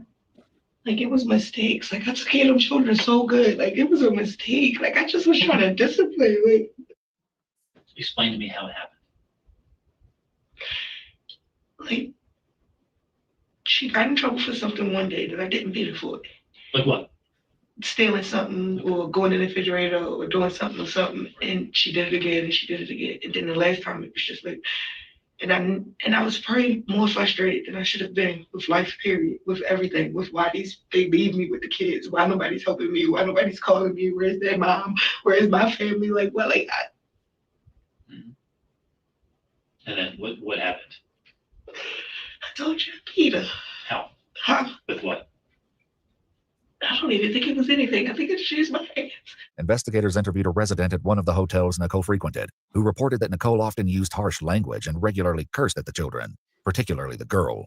Another witness reported Nicole using Jocelyn through the thin walls and, at times, hearing the child yelling for her to stop. You were upset because she was taking things. Yeah. So listen, man. That's another thing too. I don't think people understand. Do you understand like how much it takes to beat a person to death, especially like a child, right? You have a gauge or like a thing to where you can tell when a adult or when a person has had enough. For you to be able to beat a child to death, you know, a child that has pretty much made you the surrogate mother at this point, and they look to you for, you know, love, for protection, for all this stuff, provision, and you beat the child to death over what's your name? Hey man, hug your kids, dog. All right. We take this shit for granted all the time. I say this shit, even myself, right? Um, just you got kids, man. No matter how bad that shit is, dog, it's never that bad. How did they die? She beat the girl to death with her hands, with her bare hands. And the boy? They ain't got to the boy yet. She in the process of telling the story. She beat no. Ain't none of that. No, Shit crazy. She beat the little girl to death. Yeah, bare hands. For what? She said she was telling about going in the refrigerator, getting something, kept opening the refrigerator, just doing a little petty shit. Something that wasn't worth even near or whatever. The kid was what you'll find out is these kids were very small for their age. They were 5 and 7, and they weighed like 18 and 21 pounds for 5 and 7. And this little girl gone in the fridge, and this woman. Aaron, let me correct what you said, please. In benevolency, not like you said something wrong. Yeah. The kids weren't small for their age. The kids were malnourished. Yes. Yeah, you're right. Yep. The kids weren't well taken care of, right? Right. Their growth was stunted. Yeah. Right. That's not. Yeah, I get what you said. You know what I mean? Like for instance, Chugga is in the 96th percentile in weight, right? So he's stocky, but he's short for his age because he's in the 40th percentile, right? So just below, right? So that you see what I mean? Like he's short for his age, but he's not small. You know, these kids were terribly taken care of, done a disservice. They were dead before she killed them. Right. At 17 and 20 pounds. Yep. Go. My bad. Yeah, you're right though. Hold on. She was doing all kinds of stuff. Okay. Like she was taking stuff. Like she was getting the boy in trouble. Like she was just doing. And you disciplined her. Yes. Okay. And it went too far. Okay. How many times do you think you might hit her? I don't know. But I know she fell. Fell on what? On the floor. Was she standing on something? How was she? She was just standing up straight. Okay. And where did you hit her? I just started doing that. Okay. Like punching her in the head? No. No. Where? I think I maybe slapped her in the face, but I didn't punch her in the head. Like it was more like me hitting on her body, and then she fell.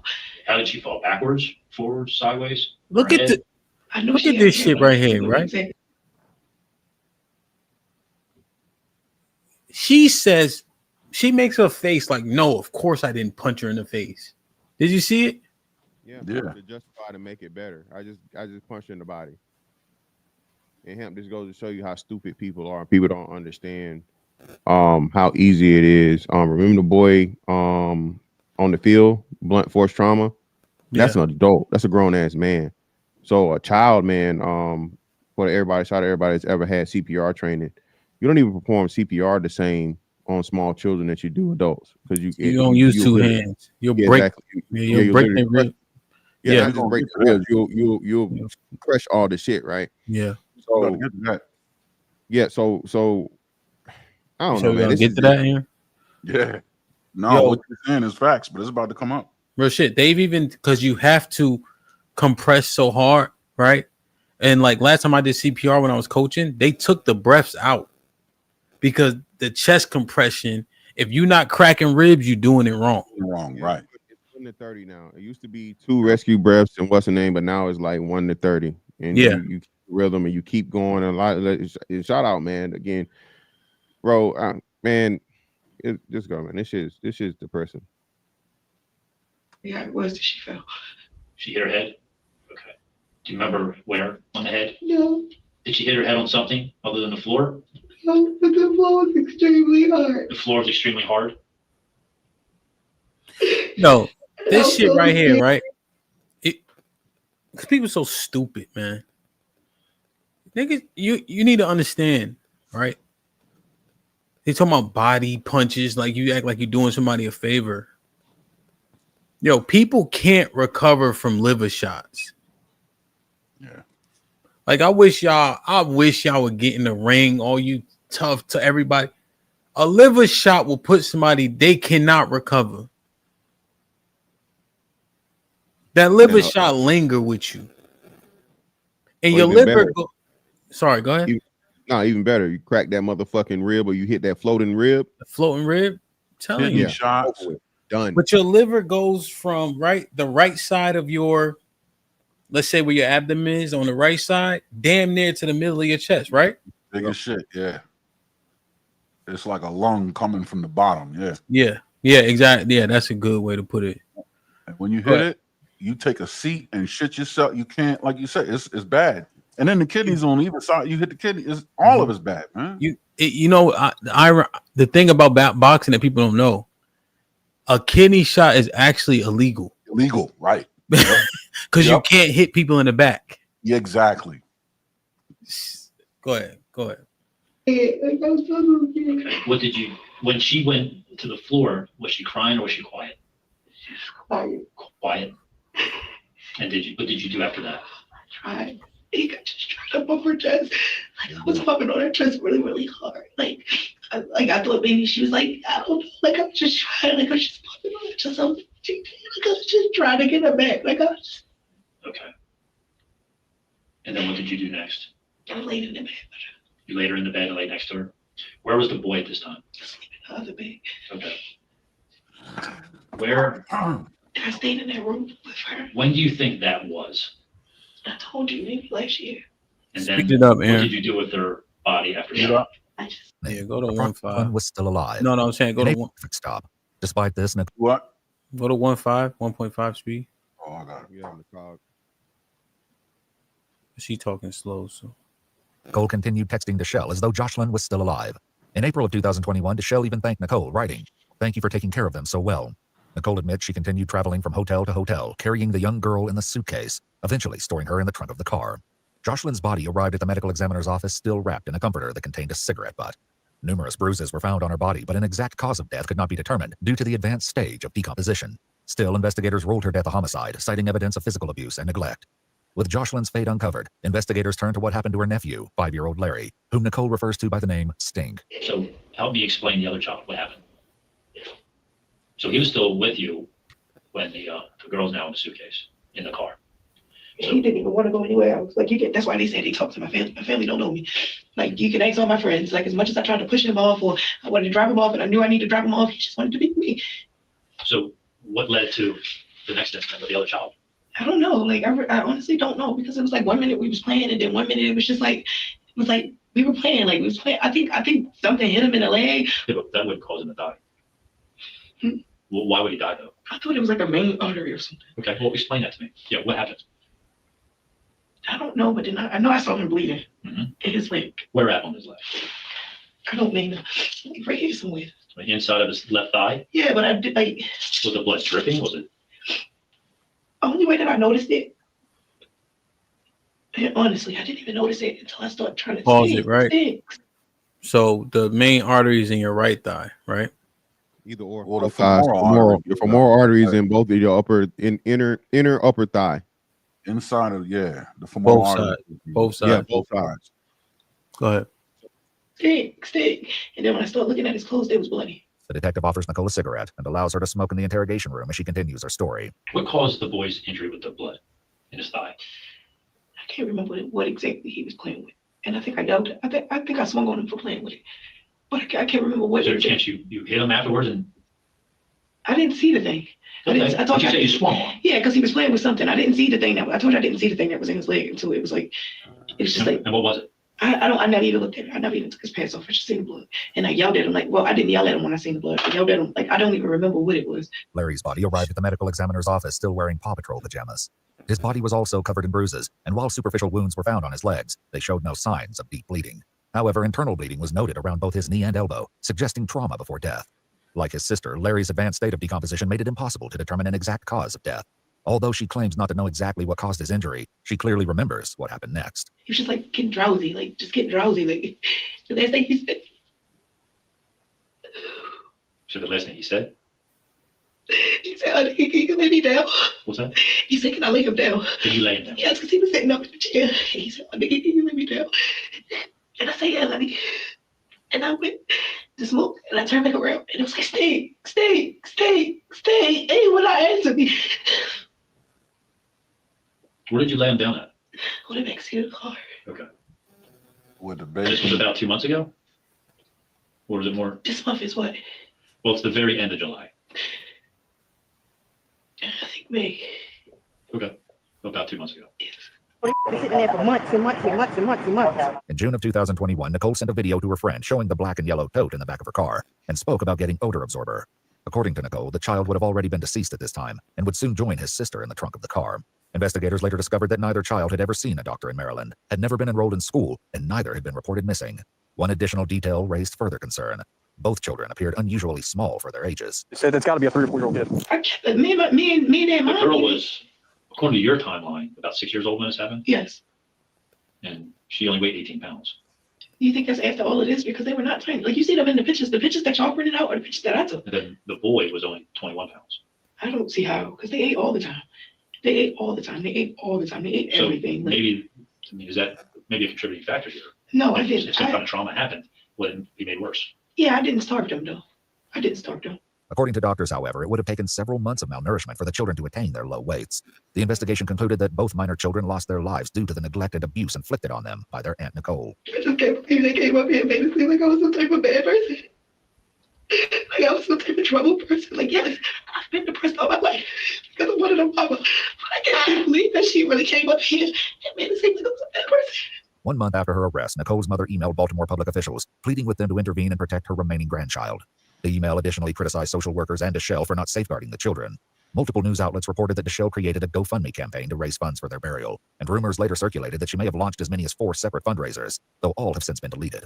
Following her arrest, 33-year-old Nicole Michelle Johnson was held without bond and later indicted on 14 criminal counts. The charges included 2 counts each of first-degree child abuse resulting in death, first-degree child abuse involving severe physical injury, second-degree child abuse, second-degree assault, neglect of a minor, failure to report the death of a minor, and unauthorized disposal of a body. She ultimately pleaded guilty on August 13, 2024 to 2 counts of first-degree child abuse resulting in death. She was sentenced in February 2025 to life in prison, with all but 50 years suspended, as well as an additional 5 years of supervised probation upon her eventual release. If you'd like to see select new videos early and help us keep uncovering case files, that's it. Wait a minute. So she got life. Life is 30 years, right? Yeah, 50 years suspended is crazy. Hold on. I'm confused. Let me look this up. At noon, a Baltimore woman is sentenced to life in prison with all but 50 years suspended in the deaths of her niece and nephew. Back in 2021, you may remember Baltimore County Police pulled over Nicole Johnson and found the decomposing remains of the children in the trunk of her car. Police say they were 7-year-old niece Jocelyn Johnson and her 5-year-old nephew Larry O'Neill. Court documents in the case indicate Johnson was taking care of the children because their mother could not. The coroner says the children were malnourished and underweight. The official cause of death has not been determined. So she got 25 years for each kid. Yeah, she got 50 years. Okay. Yeah, she got all but 50. So they gave her 25, right? Right? Yeah. Okay. So I'm thinking life is 30 years. So she got sentenced to life. They suspended 10 of those years or whatever the extra was, and she has to do 50. And it's going to be 85% because of violent crime. And then when she get on probation, if she were to come home, she'll have that 15 years hanging. A 15-year tail. Yeah, she'll have parole. And then after that, she'll have probation with the 15 years on top of her. Women's prison need to be like men's prison. They need to get her ass up out of there while she behind bars. She should never see That's a light of good day. point. You think that the women in there are gonna, No. wreck shop the way they wouldn't? Man, he No. should be DOA in a man's prison. Yo, there's a jail in Connecticut called it's in Brooklyn, Connecticut, right? And they specifically send the pedophiles there and the rapists and shit like that, right? And the reason why we know it won't happen is because it's going to be too much sympathy in that motherfucker. Because it's going to be too many people with like crimes, adjacent crimes, understanding and shit like that. The pedophiles and rapists don't get smoked in Brooklyn because it's all pedophiles and rapists. You see what I'm saying? Yeah, if they gym pop them niggas, it's different. Yeah. Right. Yeah. Yep. You know what I'm saying? If they get big boy prison, Cheshire, Northern, right? They're gonna deal with you. There was a riot in Cheshire, which is maximum security, which is the catalyst for why the jails don't have free weights. Mm-hmm. In most of the, if not all the country, like everything's a machine for the most part, because those weights turn into weapons. Yeah. But that shit, I don't understand how she gets parole at all.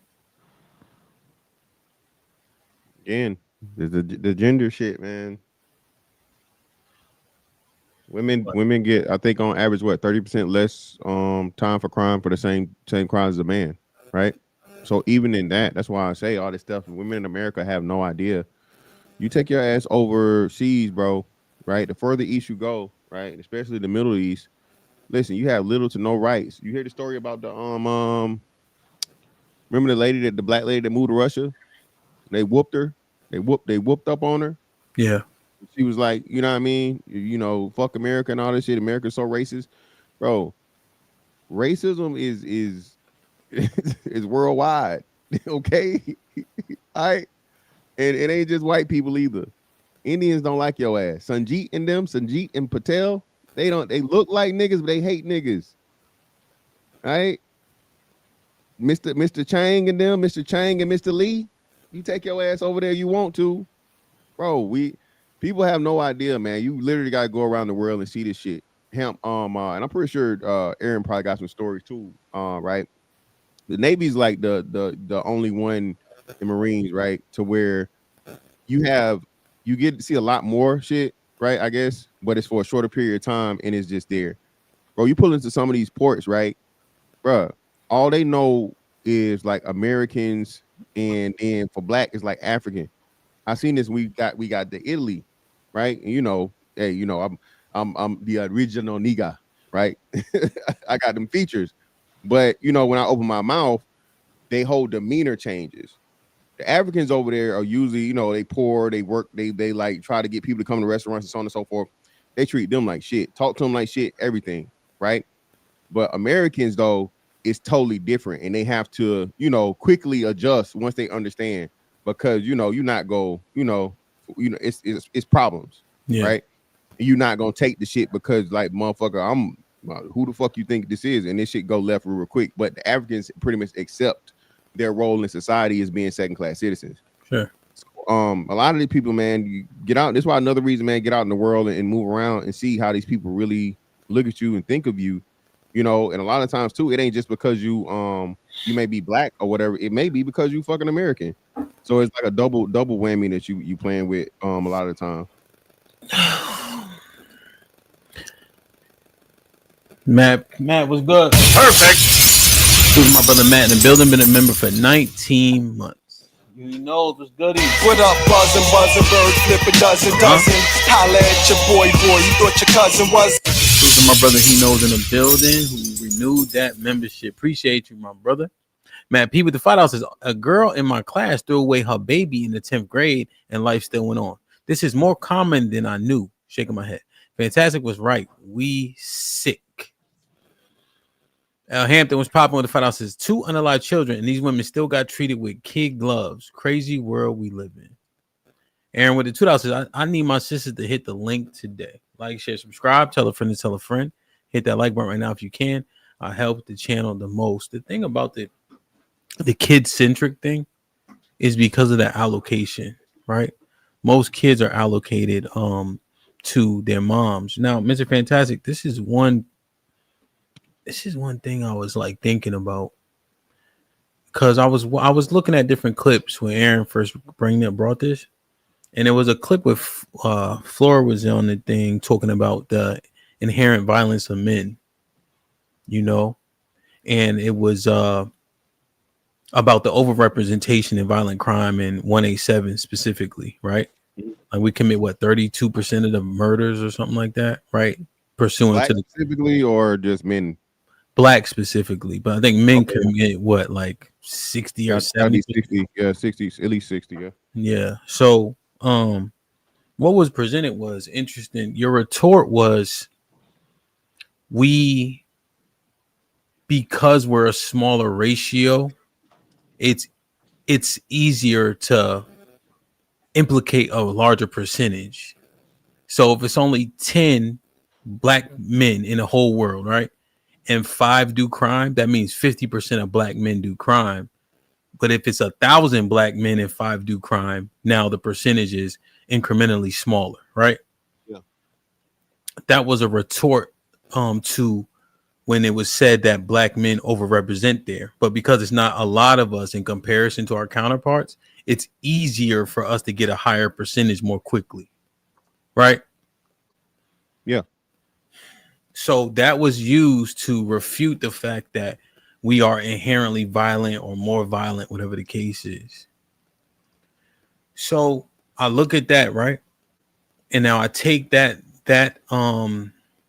thought process, and now do I relate it on this side and say, because they have the allocation of the kids, it's just simply more likely that these heinous events are going to happen with women associated with kids, because they're allocated to kids much more often. Because obviously there's examples of men. You've seen that one dude raped and killed his daughter. I think it was in Detroit.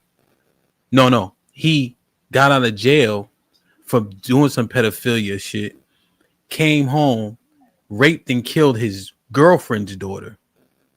And then this dude in Florida raped and killed his own daughter.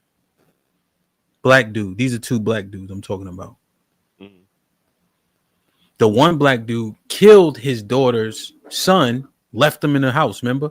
In Houston, I think. And they went on vacation or some shit. So when I'm looking at these things happening to children, left in the trunk, froze to death, left in the house for 2 years, you know what I'm saying? Is it because they have the kids more? Or is this like a real inherent, like, yo, you know what I'm saying? Yeah, no. We're gonna look at the other side. So I'm not saying like it's cool. No. What? Yeah, so no, I still don't say it's the same, right? Because again, you have to look at what it was, years ago, so on and so forth. So I think now it's the fact of the matter that there's a lot more outside factors, because once you decide to become a parent, right? So, and I think even though women abuse more kids than men, is not that far off. I think this is like probably 60-40, right? So I think it's something that happens just naturally over time, or as far as like, again, and I'm not saying that child abuse is natural, so let me clean that up. I just think it circumstantially happens, unfortunately, because over time with parents, doing something to their own kids. Now we look at the fact of the matter that, the ratio is flipped from, 50-50 or 60-40 2-parent households to single parent households. Now that's the more lopsided situation. And those women that still would have abused the kids had they been in 2-parent relationships or so on and so forth, right? It's just only the mothers there. But people want to shy away from it and make every excuse because of the women, right?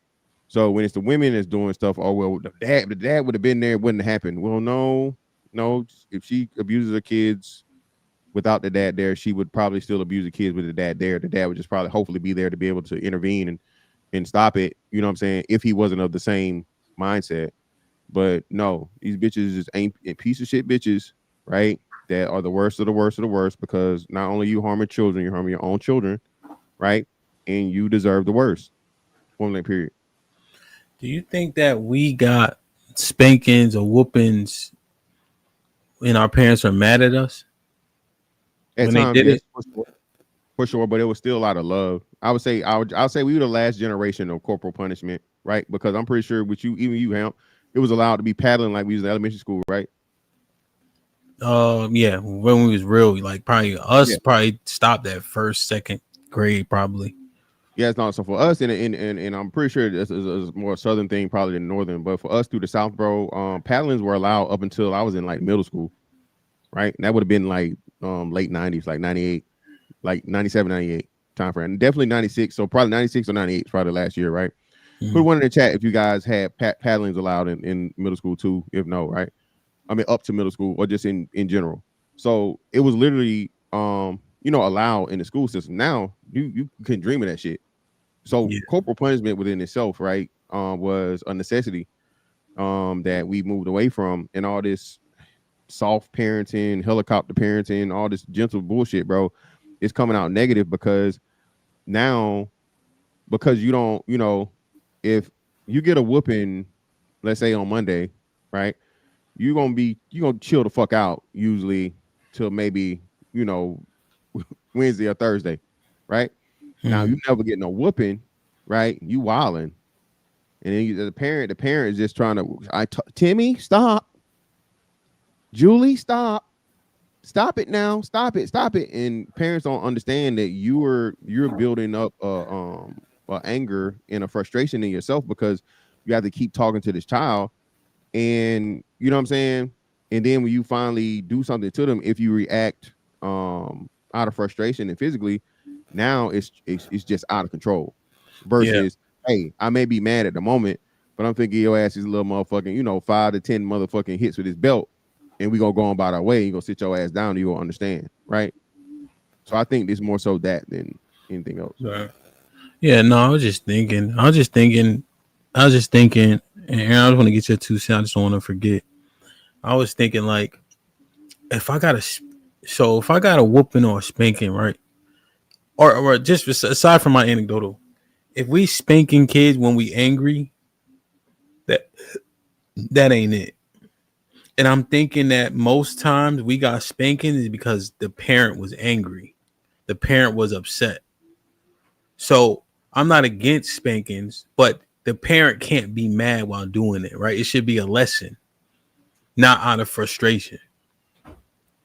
And I'm just trying to think, when we got spankings, I'm saying we, like us, were they mad at us at that point, or was it a lesson in it? Both. Both of them. Again, I think unfortunately we helped usher in the whole gentle parenting shit because we were the last generation to get it.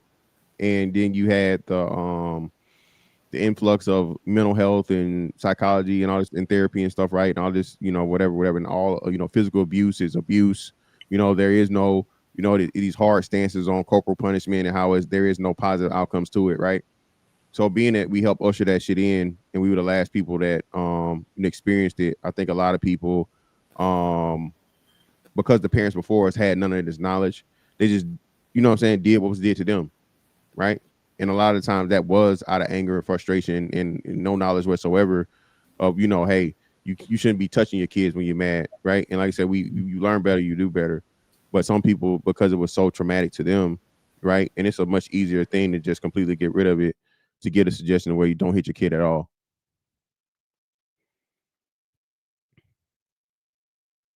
You muted. Yeah, I'm diametrically opposed to striking a child when you're upset.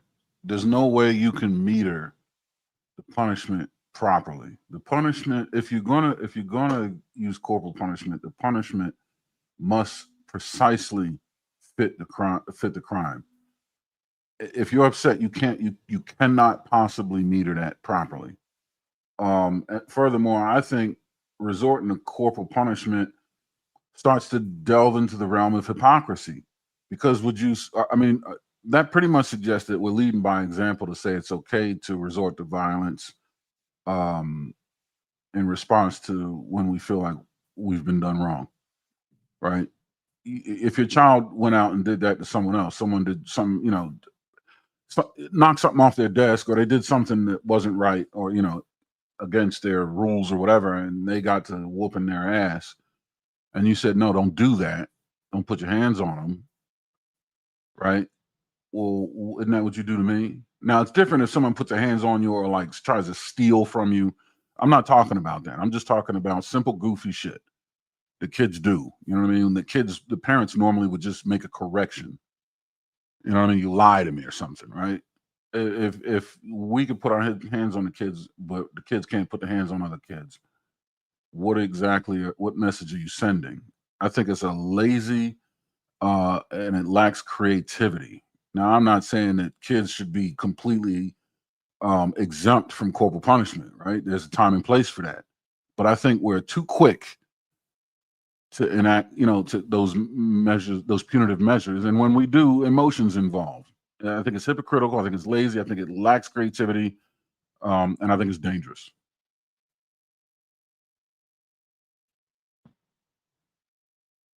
You're muted.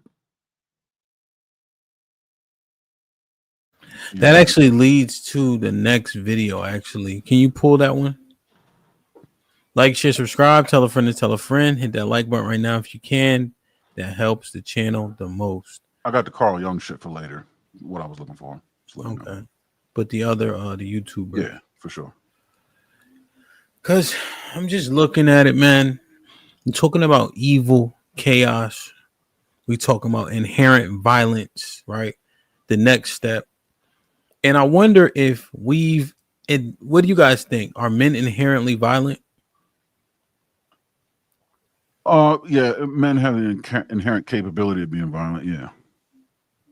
Yeah, I'm with Aaron. Capability, you have to be. It's a necessity. Men have to be capable of violence. That's why and again, biology even leans towards that. That's why your bone. I'm sorry. Go ahead. Well, capable sounds like a cop, kind of, right? Because I think women are capable of violence. It's just the level of it is not the same. Well, no. I think let's find a better word than capable, right? Because you say this all the time. You most niggas ain't go shoot nothing or kill nothing, let nothing die, right? Yeah, that's my opinion. Yeah, that's what honest facts. Like you said, if you even looking up over time, you look. Oh, that's a dog. I'm about to say, nigga, hey, somebody about to attack you. But no, like you said, right? Majority of people, I mean, I don't think get in fist fights. And when you look at the war and all this stuff, right? The minority of people actually shot their gun, stuff like that, right? So for the most part, everybody thinks they will perform one way in a dangerous situation or physical violence. But if they actually put to the test, right, it's not that way. Boxing, fighting, sparring, MMA, all these different things. Everybody thinks and it sounds good and you see other people do it. But when it comes time for them to do it, nah. You know what I'm saying? Until you get punched in the mouth or punched in the fucking nose, for real, that it all looks so simple and so easy. So I think men have to be more capable than the women do because it's more likely that you're going to encounter it than the woman. It's said on the panel all the time. Most men are not gonna get busy. They don't have an initial propensity. So this what scuffs my Timbs. You got the video, Aaron? What to the Vegas thing? Yeah, I got the first one. Share that one. So here's what scuffs my Timbs. Then why we kept on talking about men respect each other because there's always a low level threat of violence. If niggas ain't gonna bust a grig, but the capability. Nah, but here's what it actually says, though, right? They are afraid of who they can't take. Yeah. Not well, right. Not and you got equalizers, so you don't know. So I may think or know, that I can best somebody physically, right?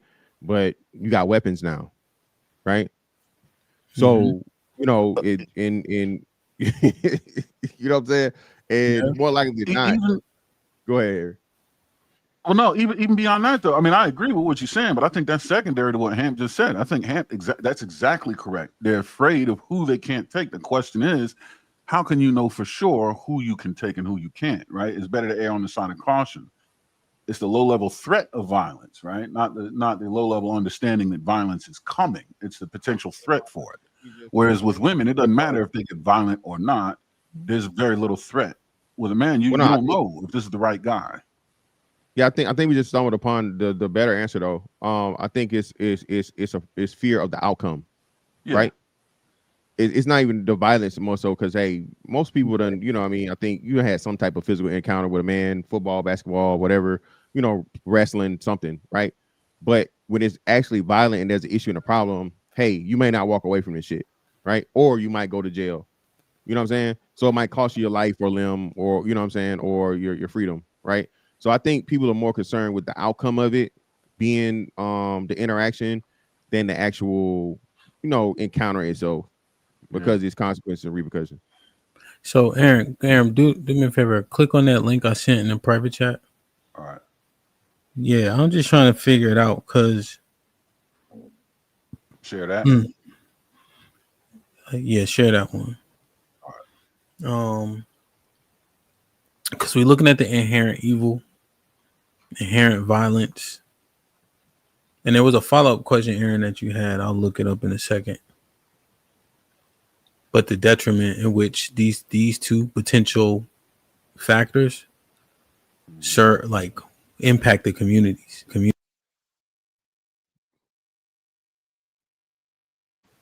All right, this is the one. Yeah, you can speed it up. Really sliding and killing each other now over a YouTube beef. Y'all fried, bro. This takes Crash Dummy to a whole new level. Well, we can actually learn a lot from this situation and how everything played out. The two YouTubers that are involved in this very horrific situation. Did something just happen? No. Skipping. Something happened? Yeah, no one there. You got like a buffering, but other than that, and Manny ain't really that storyline and dynamic play out on YouTube time after time after time. But rarely, if ever, do we see a more horrific ending than Sin City Manny is a YouTuber who's been on the platform for over a decade. He's amassed around 20,000 subscribers. He's not a big creator, and he's not a small creator. He actually amassed a pretty impressive and decent following. 20,000 subscribers is nothing to sneeze at. However, when you amass any type of following, what comes with it is, you know, it's people who love your content, who watch your content. There's reactors, and there's also people who don't like you or like your content. And there's a community of YouTubers who are usually incentivized to make hate videos about you and leech off your content because they see it as a quick and easy path to gain a following themselves. And we see that with almost every creator. I have a legion of YouTubers who leech onto me and make videos about me. I just see it as it comes with the territory, right? If I get this platform to exalt the Lord and make money and feed my family, then hey man, if that's what comes with it, I'll take it, bro. Because the worst case scenario is I go back to working at a call center, being homeless, not being able to do nothing for my family. So if having a little bit of haters is what it takes, man, to grow and have a following on YouTube, I'll take it. However, not everyone have my approach. Sin City Manny, for the most part, would really engage with other YouTubers who are making videos about him. He would often do reactions to them, react to them. So you got this guy, right? Sin City Manny, 20,000 subscribers. He does content. I don't know what they do content about specifically. All right. And then he has haters like Flacco was just describing, essentially people who come at him, pick beef with him, etc. Go to minute 5.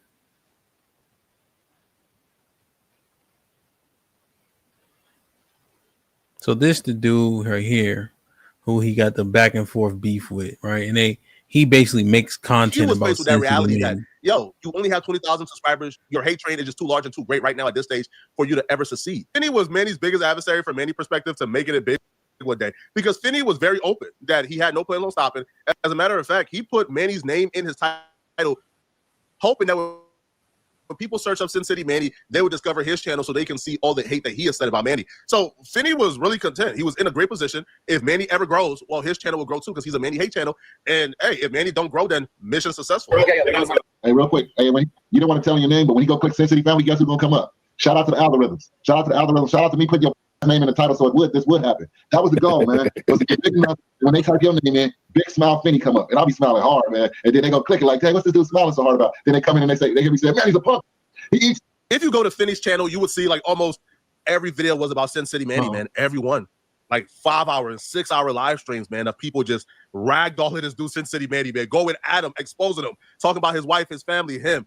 Yo, their entire mission was to make sure that Sin City Manny do not become a successful YouTuber. For a relatively small YouTuber, Finney was making a lot of money. Go ahead, go to 11:30. For essentially running a Sin City Manny hate channel. JC told me You're right there.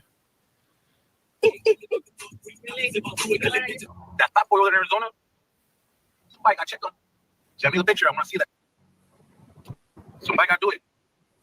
Did you mess it on me? These threats and warnings. So right here is where Sin City Manny is threatening the other guy. Yo, when he come out here, etc. You want me to play it? From Manny was well received. Now, Finney was strong in his conviction that he was making videos and tearing down a guy that he believes shouldn't have a platform. He was making videos destroying a guy that he believes is a very terrible human being. So he was strong in his convictions. Manny was also strong in his convictions because Manny felt like Fanny was going out of his way to tear him down when he didn't deserve it. But Finney was very open that he had no plans on stopping, and he would actually brag even after receiving the threats. He would actually brag about being the reason why Manny's channel and his career is going to the dump, and his channel and his career is going up. Comes around. What? Ain't that the last year for you, buddy? How's the last year been going? You want to do a comparison to what you've been doing the year before? I think they call it at their house life before Finney. Like when they be arguing and shit, before Finney, it used to be. So they like you know, this should be before BC. At their house is before Finney. Before Finney. Here we go. He took pride in being a reason why Manny's life wasn't going how he wanted it to go. He took pride. You see, yo, Finney is smiling. Yo, he's obviously content with his conviction that he's doing the right thing. So he's a hate channel for this dude named Manny, right? Go to minute 17. So now Finney lets it be known he's going to Las Vegas to party and hang out. Right? Keep going. Keep going. Yeah. Keep going. Keep going. Keep going. Yeah. Right. That he's no, right. When the white dude pops up.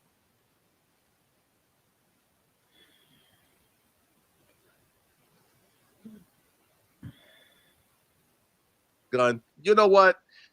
Yeah, I'm not getting into a confrontation. I'm not meeting up with this dude at all. You better believe it. You come to my city and think I'm not going to show up? You think I'm not going to show up? I should have been the first one to be told.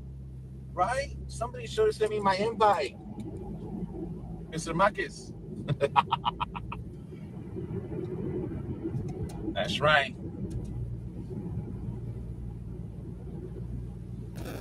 We outside. We're doing field bar tonight. In this video, there, homie. Or wherever you go, I will be there. He looking for him because the dude Finney was in his city now. Fan, you know.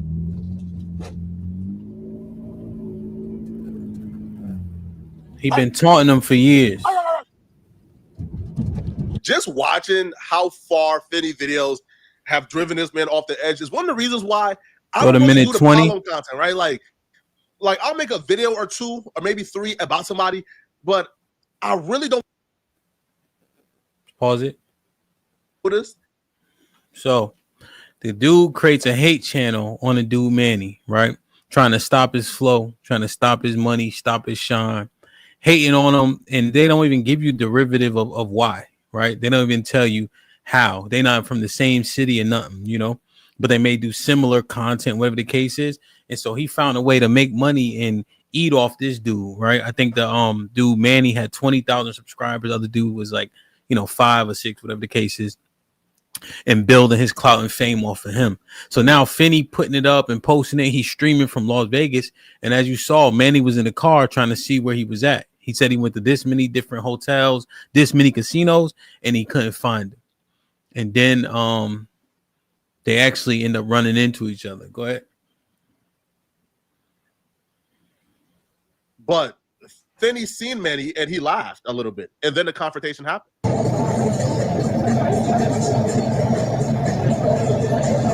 That's Finney right there.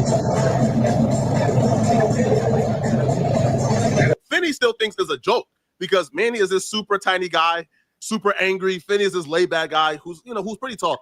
So he spots Manny walking by and he starts laughing. He still thinks it's a joke. He thinks Manny is harmless, but Manny is filled with rage right now because he feels like you have been destroying the career that he worked hard to build.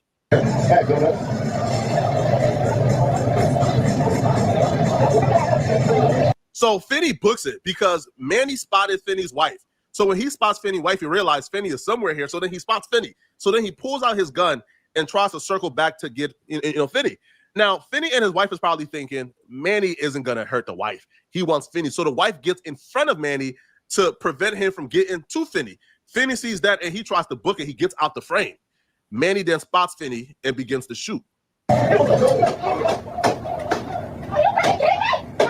that point, Manny is filled with so much rage that he took anyone who got in the way. Now, currently, we know that Finney got hit and he was shot and killed. We know the wife was killed.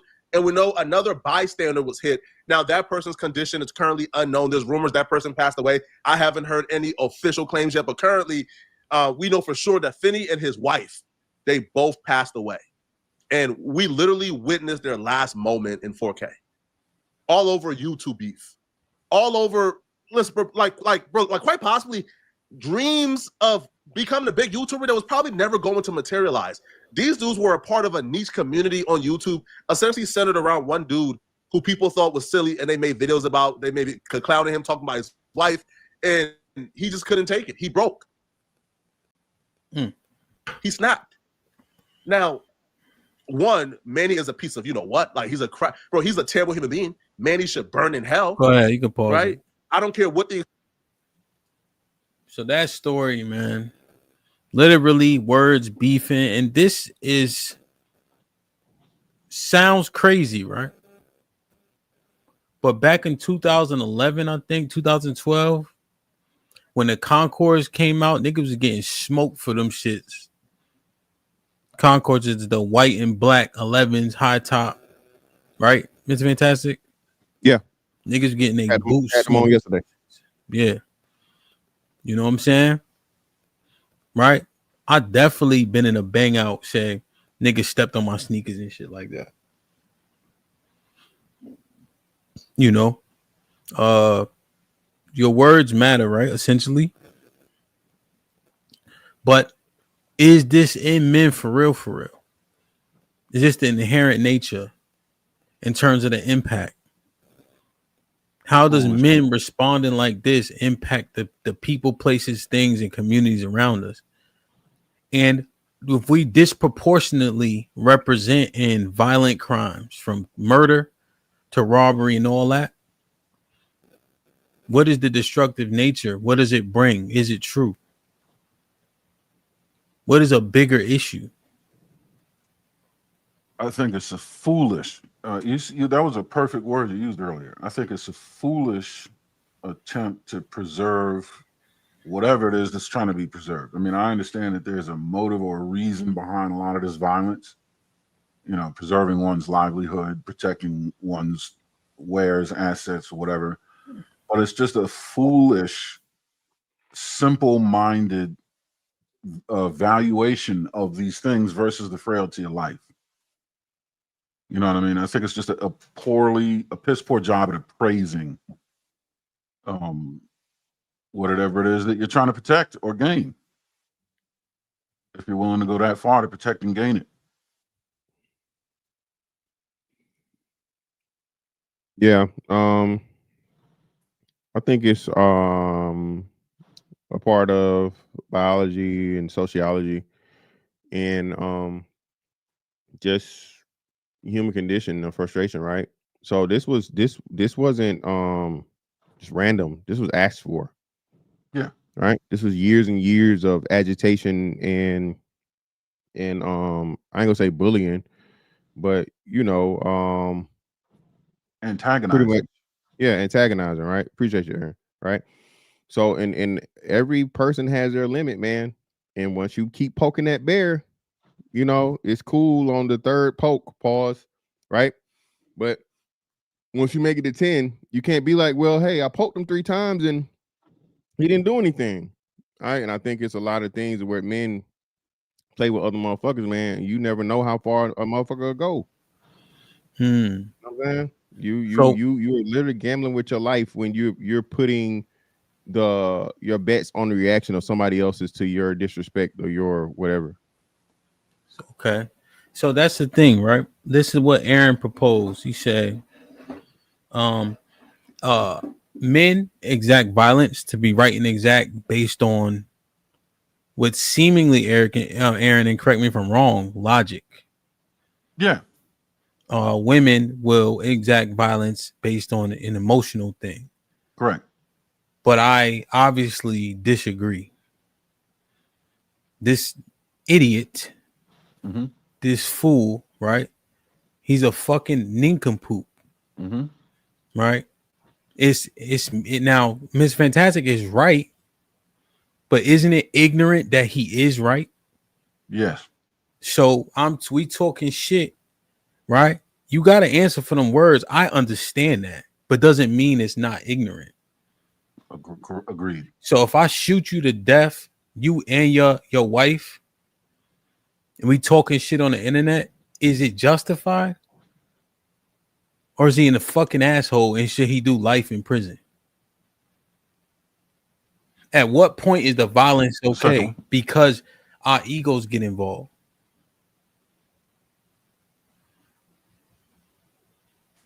Well, I think the ego is responding to a logical chain of events, and I think the ego is where the poor appraisal takes place, right? That's the part where the value assessment goes out the window. Am I breaking up? No. No, you good. Oh, okay. Yeah.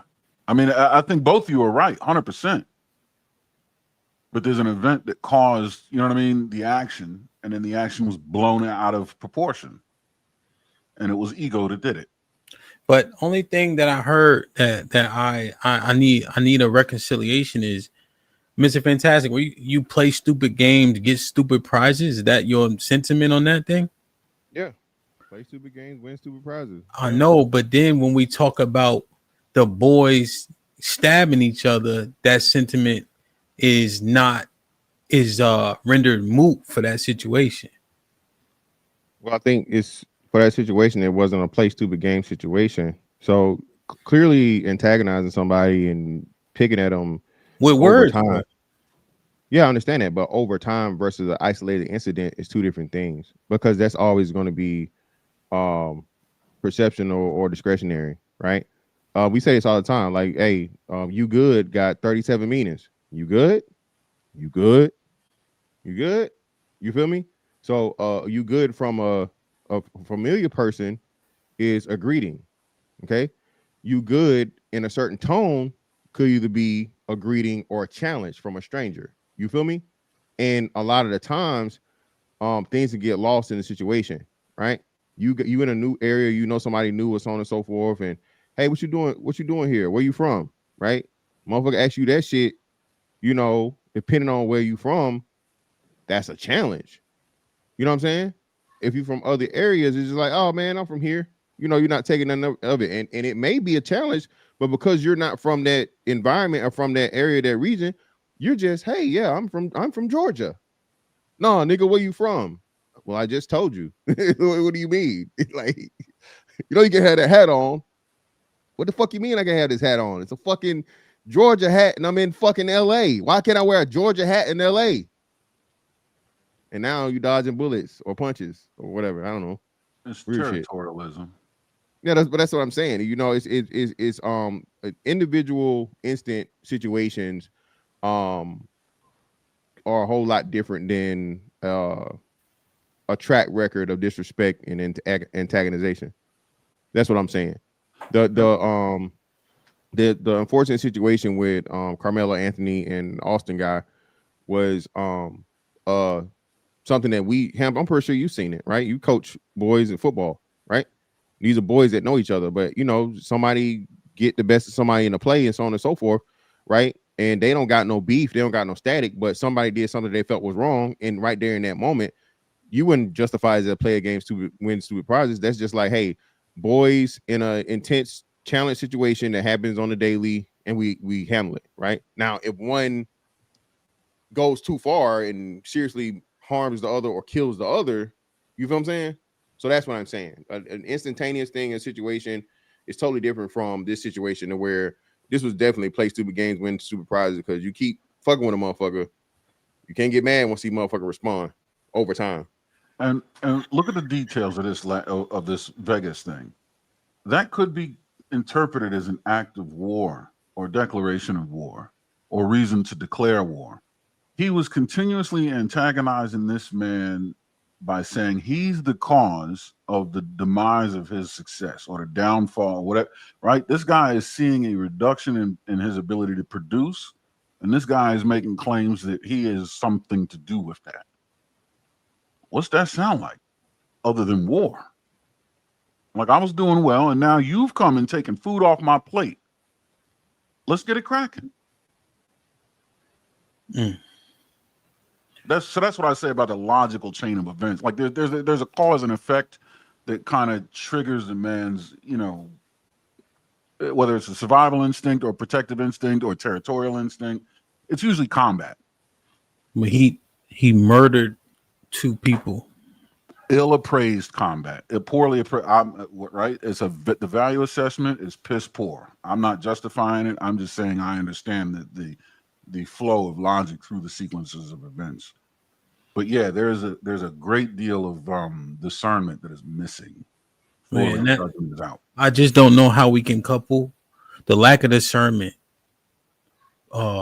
piss poor manifestation of how he felt, and say that then he was logical at some point.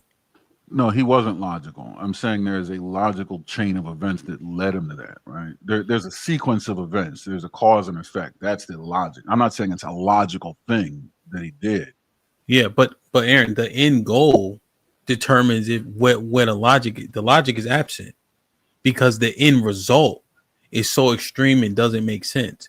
What part of logic gets him to put down the murder game? No. I think you're misinterpreting my use of the word logic. Okay.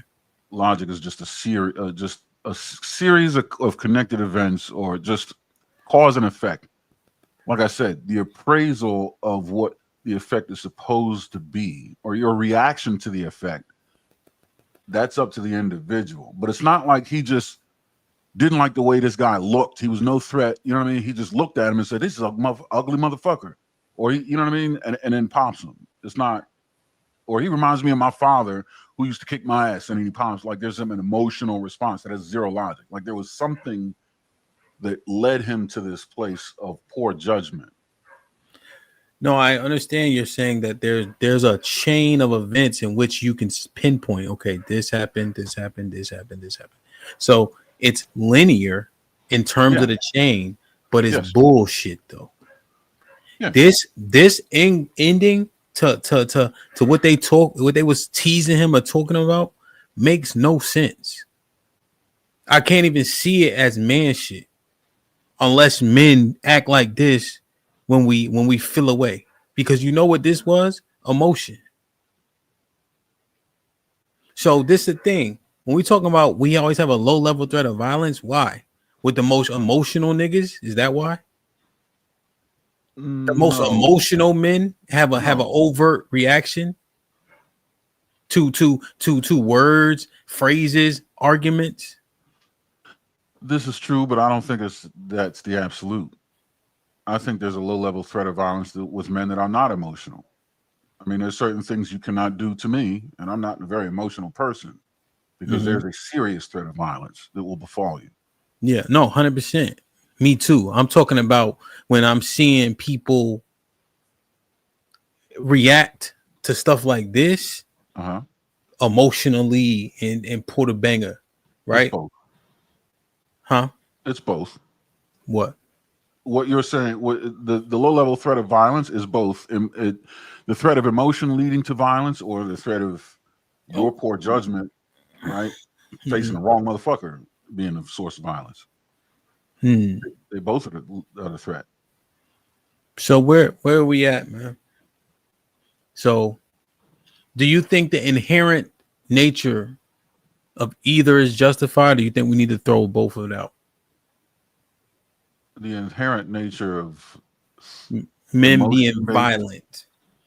Emotion-based violence needs to go. But a propensity towards violence in the face of a threat, no. The reason, so you seen that stat where it said men overrate their fighting prowess by 400%. Yep. So in what way are men violent if they can't even fight? Like, they get mad quick? No, I think Ham, I think this we're uncovering. It's a jacket that's put on as a societal thing, right? So the being the fact of the matter that serial killers make up less than 1% of the population, right? But over 90% of serial killers are men, right? So that's what people do. People use the overrepresentation in a small percentage and then account that to the masses when it doesn't fit. So, like you said, most men in most cases don't want anything physical whatsoever, right? Yeah. You know what I'm saying? No matter how big he is, a motherfucker can be the biggest, strongest motherfucker in the world. Muscles don't win fights, motherfucker. All right, you feel me? So, but I think that whole thing, and then a lot of men being able to get on and talk about it, that don't, like you gave a perfect example with what was the dude named the white boy talking about men are stronger and men can this and men can that. And this motherfucker ain't open a fucking pickle jar. You feel me? So even though he's the last person that should ever be talking about physical prowess and what men have the advantage over a woman, right? Because he's been put to the test and he literally can't fulfill it. He perpetuates the message that men have the ability, therefore applying it to the masses, even though of those that, you know what I'm saying, it doesn't actually apply to. Yeah. Okay. Now, I just want to make sure it says both. Do we throw it out in terms of the hyperbole with the women argument as well? Well, yeah, I don't even think it. No, this is what I'm saying. The evil part. No, this is what I'm saying. When men aren't saying that all women are evil. What we're pointing out is that women have the capability of being evil, and everybody wants to act like it's non-existent. Okay. So it's the inverse, right? So men are always violent, and you can't convince anything otherwise, right? If you defend it, you're defending violent men. You're defending the murderers. You're defending the rapists. You're defending the PDF files, right? All men are this. What men are saying, well, no, women are capable of the same things as human beings. Not all women do it. You feel me? Okay. So let me regurgitate it. Chris, what up? Gary, what up? So you saying the sentiment men are violent, right? In the earth, that's the sentiment about men's inherent nature, right? Yes. The sentiment in the earth is women are not evil. Yes, thank you. Women's Women, absolute. yes, women are innocent, defenseless creatures, and if they do something violent, it's because they were made to do it, right? Yeah. It's an excuse for it. Yeah. It's not their propensity. It's an outside force that made them turn against their natural, non-violent, caring, nurturing nature. You feel me? That's what it is. Okay. Now, and I think that. Go ahead. No, I'm saying that I think that's the separation when the term logic that I use that separates it. And I'm looking at Merriam-Webster's definition. C, interrelation or sequence of facts or events when seen as inevitable or predictable. So it's just by the logic of events. That's the part that I think women are afforded unjustly when they, like Fantastic said, when they do something goofy, it was brought on by something else out of their control. It was in response to something that justified them. Okay. I understand it. All right, let me think through it a little bit. Now, in the lady, right, you have to use hyperbolic situations to illustrate the point, right? That lady, I haven't seen that in mass at all, right? But I've seen situations, right, when we point them out. But when I click through and start looking at similar situations, there's enough to where I'm alarmed by it, sickened by it, leaving the kids at home. This stuff we covered. When I was clicking through, there was men in those pots too, like I was explaining earlier. But I understand what we're trying to break ground on. Gary, what's popping, man? Niggas don't know. What's up, Hamp? What's goody? How you? I'm all right. What you think? Yeah, that was just crazy. you can't be out here over. I would never expect to die over a YouTube beef. Even though I just started the channel like maybe less than a year ago, and I haven't really put too much on there. I don't want to get to the point where I would think somebody would kill me because of what's been said on YouTube. And I don't understand like the reasoning. I don't really think there was any logic behind it. It was just pure emotion and ego driving it. And decisions were made that can't be taken back, and now 2 lives are ruined, 2 people are gone forever, and it's unfortunate. What would you be willing to fight over, Gary? I just my family, I guess. If I had kids, I think that's about the only thing you would really fight about like immediately. Now, once you get older, you realize, you evolve past the schoolyard beef and high school drama. That it's not worth it because there are consequences now with you being an adult. The only time I would see like you using that type of force if somebody's like has the potential to take your life, if that's when you're justified. Okay. No, that wasn't kosher at all. He literally went and saw him out in a different city, and not only killed his wife but killed him and potentially another person in the crowd. That's ridiculous. No, sir.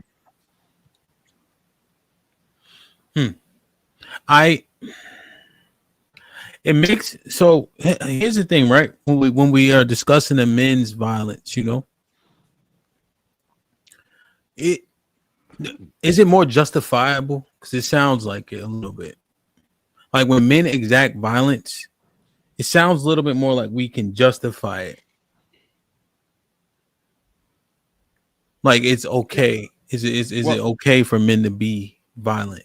Well, I don't think it's okay, but I think like Aaron said, it's a logic behind it.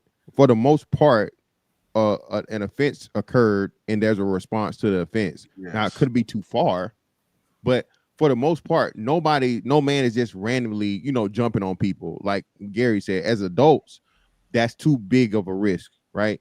So for the most part, and that's why most crimes, right, are happening by people that right? There's close proximity. So especially if we're talking about violent crimes. Violent crimes are usually, people that the person knows, not a random stranger. So a lot of the times, man, it's some violation that occurred, and then it's an overreaction to that violation, which again, is not necessarily justifiable, but at least it's logical. Chris, go ahead, fam. It's on you. Regarding the situation, I put in a super chat. What's a 10 to you is a 3 to me. So as far as the person who lost their life, if your actions are going to lead to certain outcomes, you got to be prepared with what comes with it. Now, you could say him losing his life is an extreme. Him losing his wife's life is an extreme. Where did this all started? Because you generated a channel with the sole purpose to target other people that is much more successful than you. And you're going to sit here, whether it be in heaven or hell, wondering, how did I get here? Your actions or your problems usually starts from the beginning. This is where it led you to the graveyard.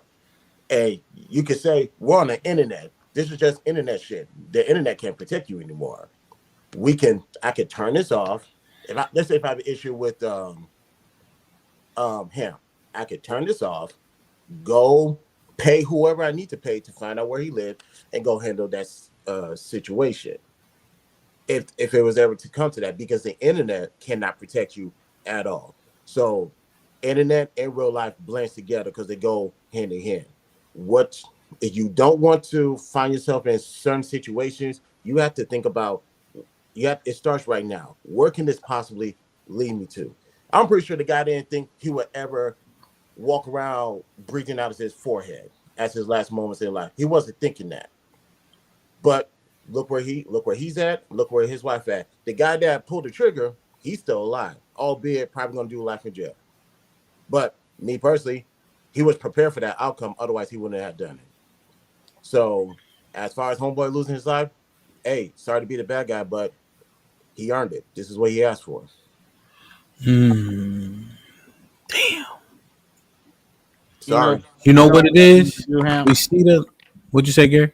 Sorry. So you need to play the clip from Snowfall where Franklin hits Leon with the you fucking up the money because you don't like the way another nigga talks. That's basically what this is. It's words. There are other ways to handle it. You can do a defamation lawsuit. Hell, you can ask the guy that, hey man, like I'm tired of you mouthing off. Meet me up at a gym. Let's duke it out. But the fact you took a gun and first, like I could see maybe if you just wanted to confront him in public for like some views on YouTube, but you brought a gun. You took it to a whole nother level. Like that's just it's different. Yo, this is so. I want us to understand, right, Mr. Fantastic, Chris, Aaron, when they are saying men are violent, full stop, as a negative, this conversation that we having, you realize still man's that argument, right? So when they put that jacket on us about being violent for no apparent reason, and then the reason that we're giving is because he earned it through talking on the internet, and I agree. Your words, this is Sparta, right? Right? You, the messenger, everybody's responsible. I understand that, but when they cast a negative jacket in a light and then they look back at this conversation, it was still man that conversation, because we're literally talking about they died for talking shit. Right? So what do we want to dispel? Or did you want to, are we just clarifying the fact of why men get violent? Because it is largely emotional. Because if you think about it logically, this is not the conclusion you come to. Right.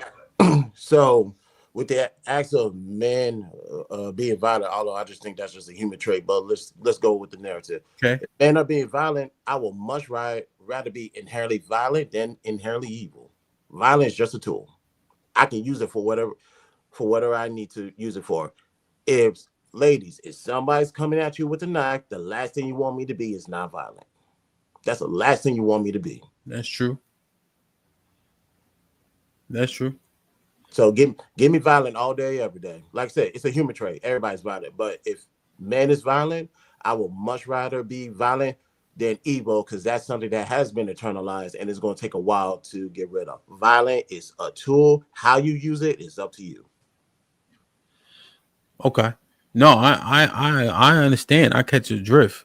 I'm just saying, if we're faced with evil, I plan on getting violent. Okay, fair. But all I'm saying is when things are spoken in hyperbole, we are not disproving the hyperbole, the sentiment. That's all I'm saying. I just hope we good on that. Like, we accept the fact they look at men as inherently violent, because we're saying these situations and situations beyond these, violence should be exacted, right? And you don't get to control your outcomes. You don't get to control your repercussions, right? So if me and Chris J get into it and he willing to pull a hammer and I'm not, I don't get to determine that, right? I don't get to determine what level of violence another man is willing to go. I just hope it doesn't supersede the violence that I'm willing to exact. That's all we saying. But we saying we violent. That's why we tread lightly with each other in person, just in case shit could jump off. So is the inherently violent less? Is it not true? In a negative way. I still say it's, but like we said, for the majority of men, if we applied it to the masses and the majority, yes, it's not true, because most men are not willing. Even if we go and we looked at assaults, right? And you compared the assaults to the overall population, that would tell you that it's still a very, very small percentage. So again, are men capable of violence? Of course. And you're more capable of it because you have to be more prepared for it happening to you, right? Men are killed at 4 times the rate that women are, right? So just off of that, that's the extreme, of course. But I imagine it would be like 10 times if we talked about, physical altercations, assaults, and fights, right? So what we're saying is, it's still not the case, because the majority of men, as we all admitted here, are not violent and haven't experienced violence, and they go away from it. You know what I'm saying? Even if faced with it, you know what I'm saying? A lot of men, even if hey man, let's put them up. Nah, bro, fuck it, you got it. You feel me? So that's why I say it can't be. It's still not true because it doesn't apply to the majority of men. Well, but here's a okay. Okay, we understand that, right? It doesn't apply to the majority, unless put in a situation. I wonder, even though I don't like, I tend to even still, like you said, I agree. I would say if we had 10 random men that were, let's say to keep it balanced, right, to stay with the same thing, either fight or flight. You can fight or run. I say 6 out of those 10 men are going to run.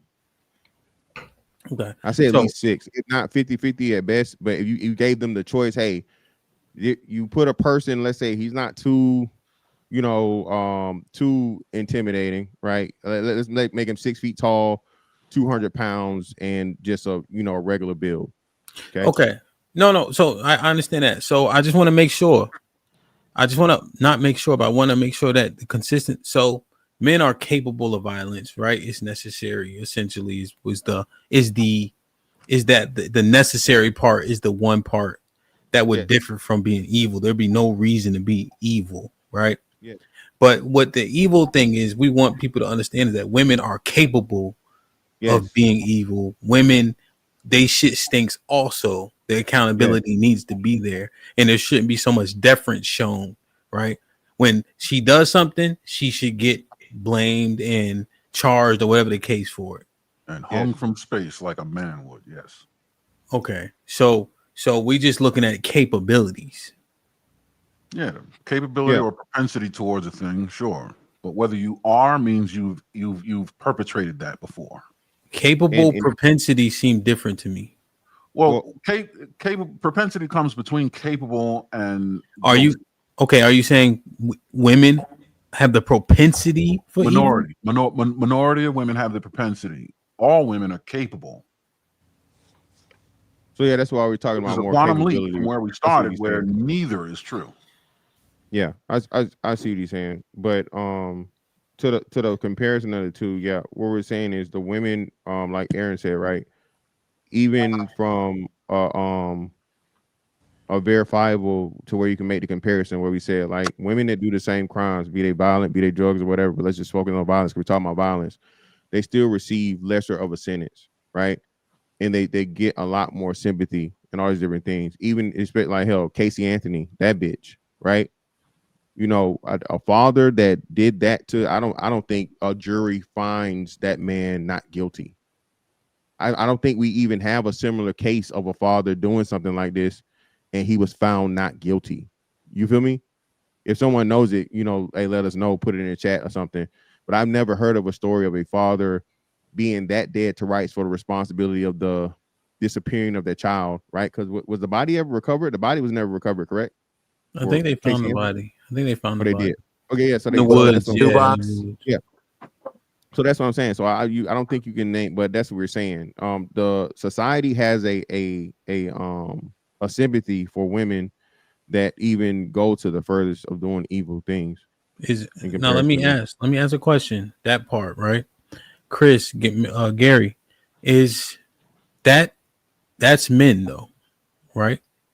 Is that a double standard? Is that a double standard that will forever exist? Is that men don't exact consequence on women like they do each other? Because we die by the hands of men most of the time, which is why we get killed more often. So is that a double standard?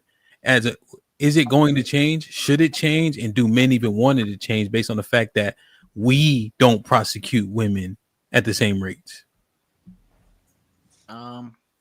I think it should change. I think it's just a part of accountability. I mean, I don't see any reason why not. Why, if they do the same crime, they shouldn't suffer the same consequences. If you live by the sword, you die by the sword. Well, I understand that. I'm saying that men, right? The most judges, right? All the lawmakers, etc. Most majority men. It was men in Kentucky, Chris, the Senate, that voted in to have retroactive child support when the baby's in the womb.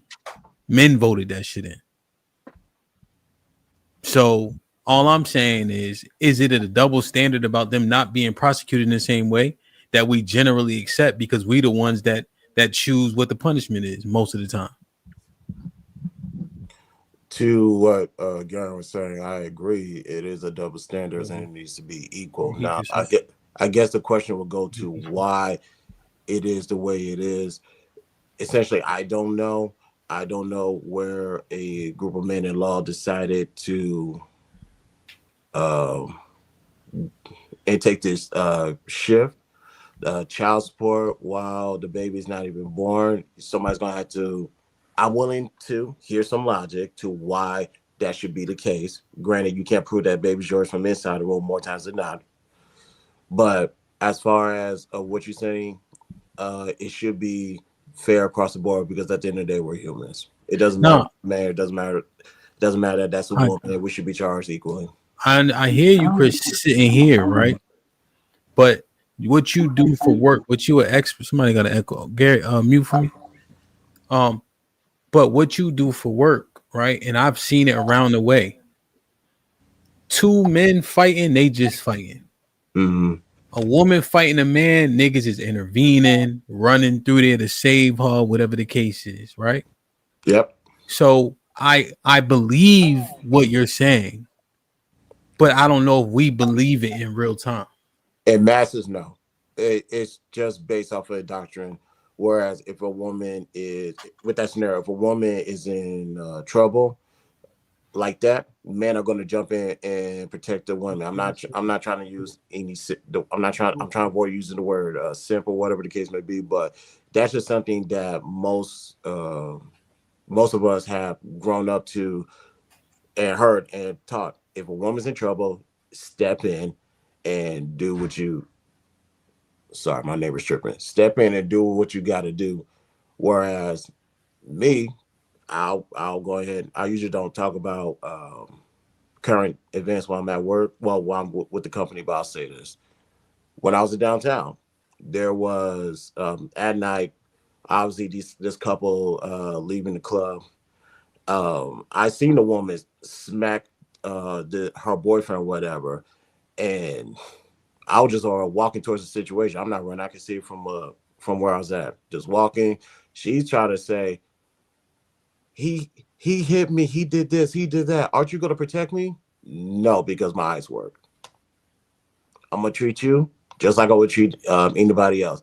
It starts with one person to make that change so the masses can then follow. You got to treat everybody equally. So let me ask you, do you think that we, though, naturally see them as weaker, right? Like, did somebody have to teach us that, or did we kind of grow up knowing and understanding that? Kids as well. It was first taught to us because when we push a girl down at the schoolyard, or you have siblings, you push your sister down. There's always an adult, particularly a female, to come and say, you are a boy, you are a male, you don't do that to women. So it starts there and it grows from when you were a kid, and that's where we're at right now as a society. Whereas if a girl pushes a boy, they're gonna say, walk it off, man up, don't cry, and let it happen. It starts with when we're children. Yeah, 1000%. So it's not biological? No, it's a thought behavior. It's very well nurtured in little boys at a young age. Well, children at a young age. That's why you got men who will. Yeah, because that's why you got men who will, like you said, jump to save a woman if she gets in a fight without the contact. Whereas women can swing off on a man and think she's owed protection in that format.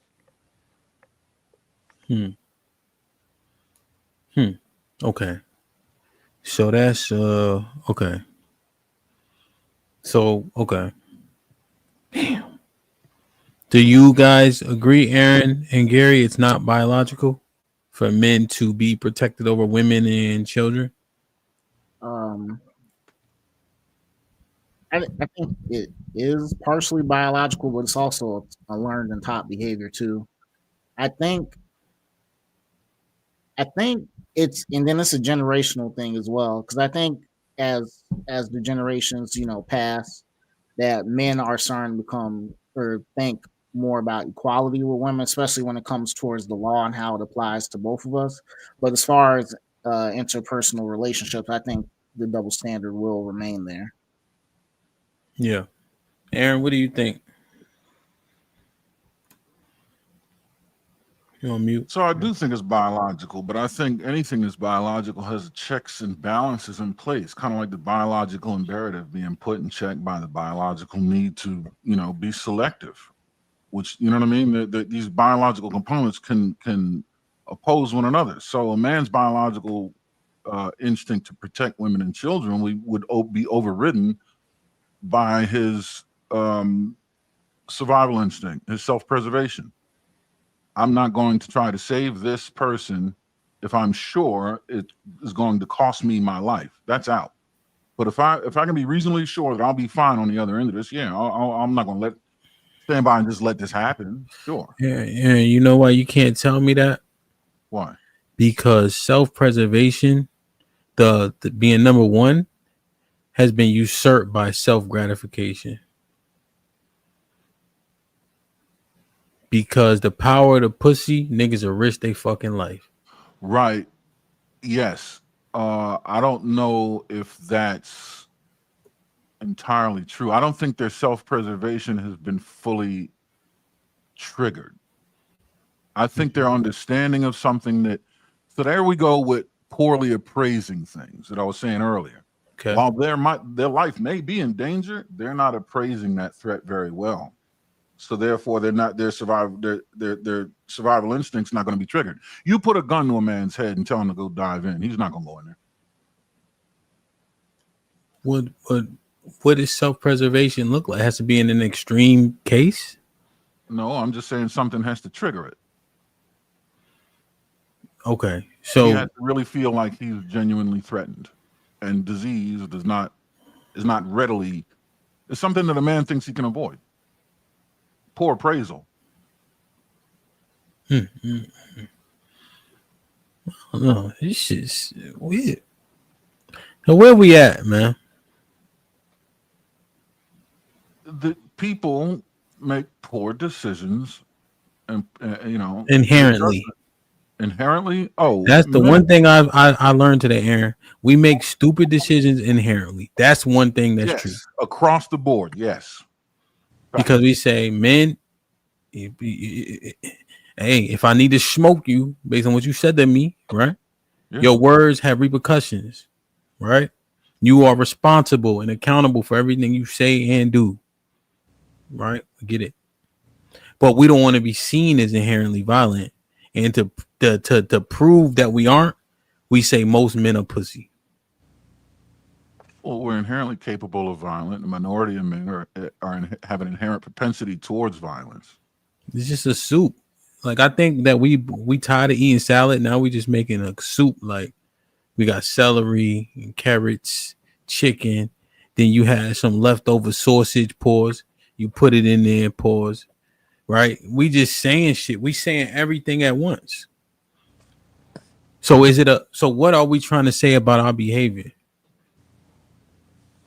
That oftentimes is led by poor judgment. One of my mantras in life is that women are crazy, men are stupid. So women are out of their tree, men are plumb dumb. Okay, so are we throwing out the notion that men are illogical? Is that what we just uncovered? No. How? We just said everything at once. This soup gonna be nasty as a motherfucker. Gary done put Cajun in that motherfucker. Right? He put one of them stank ass Chicago pizzas in it. So now it's got too much bread in it. I don't understand the analogy. We just throwing it. It's like a gump. It's like a slop. Chris done put bouillon in it or boudin, whatever that shit is. That is boudin.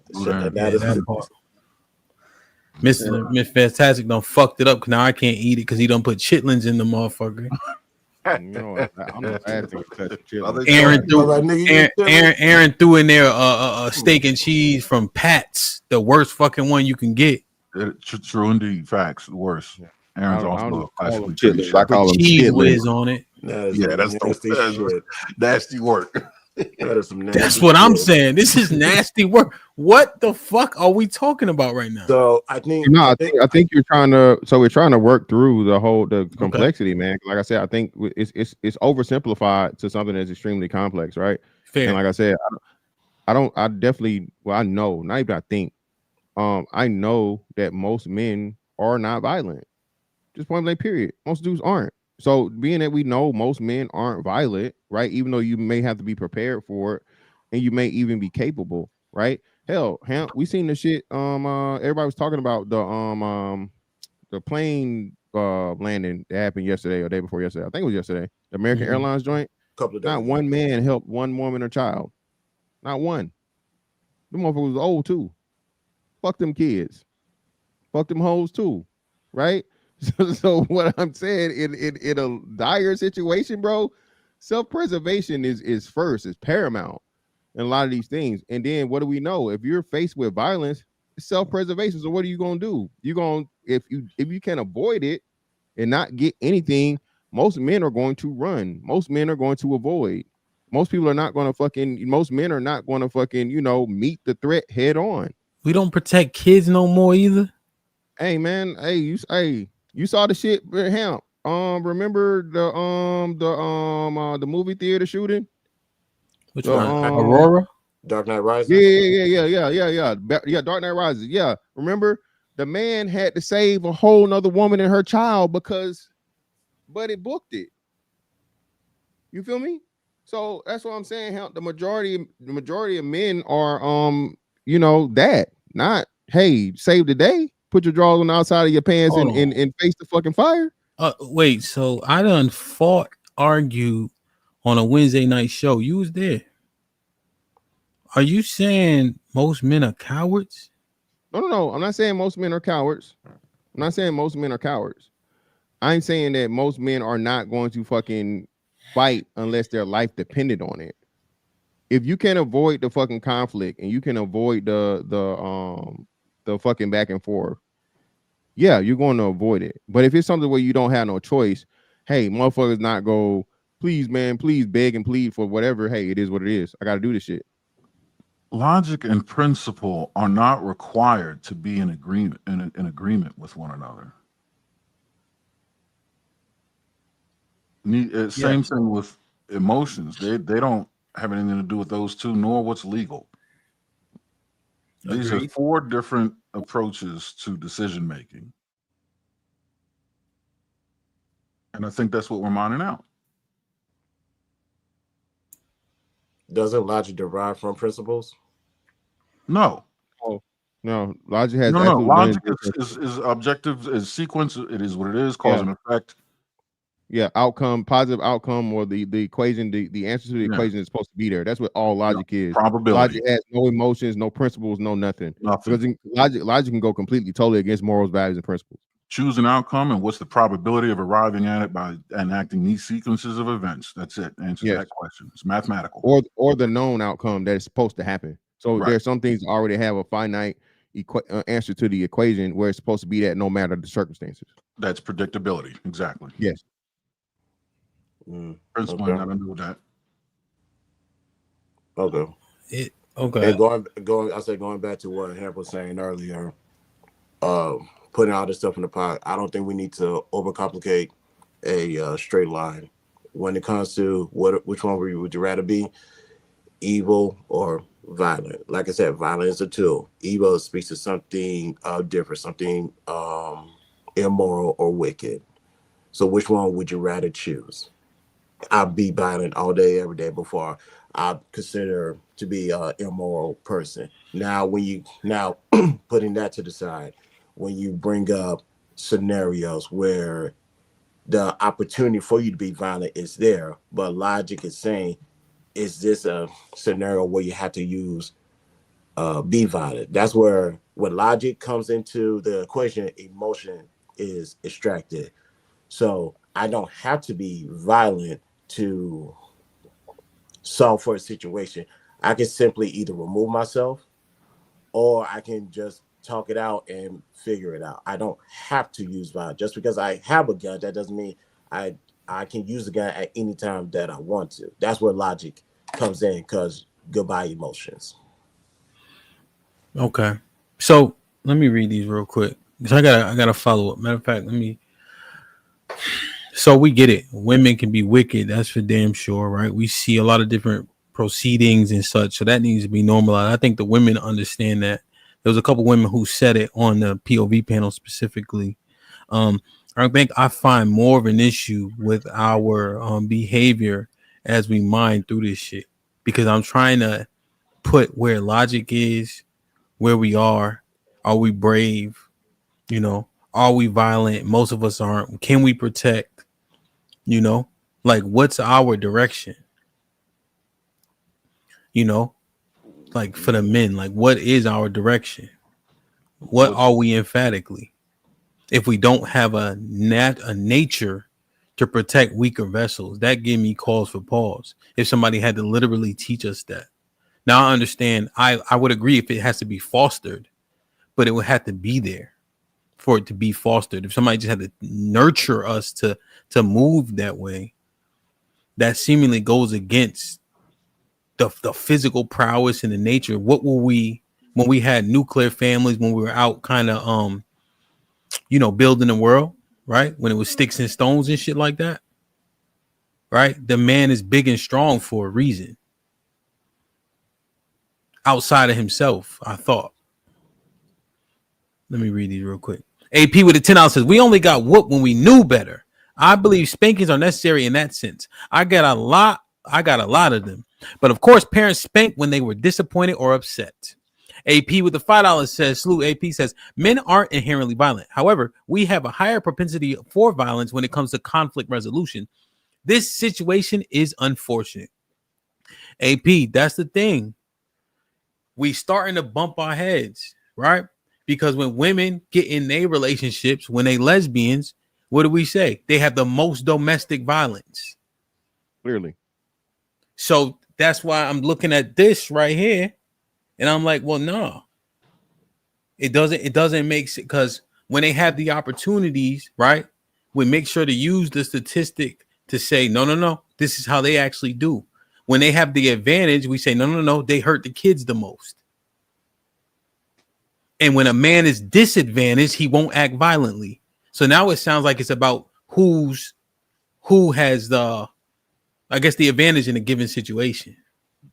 That's the logic. No one's going to enact violence against something that they're not sure they can beat.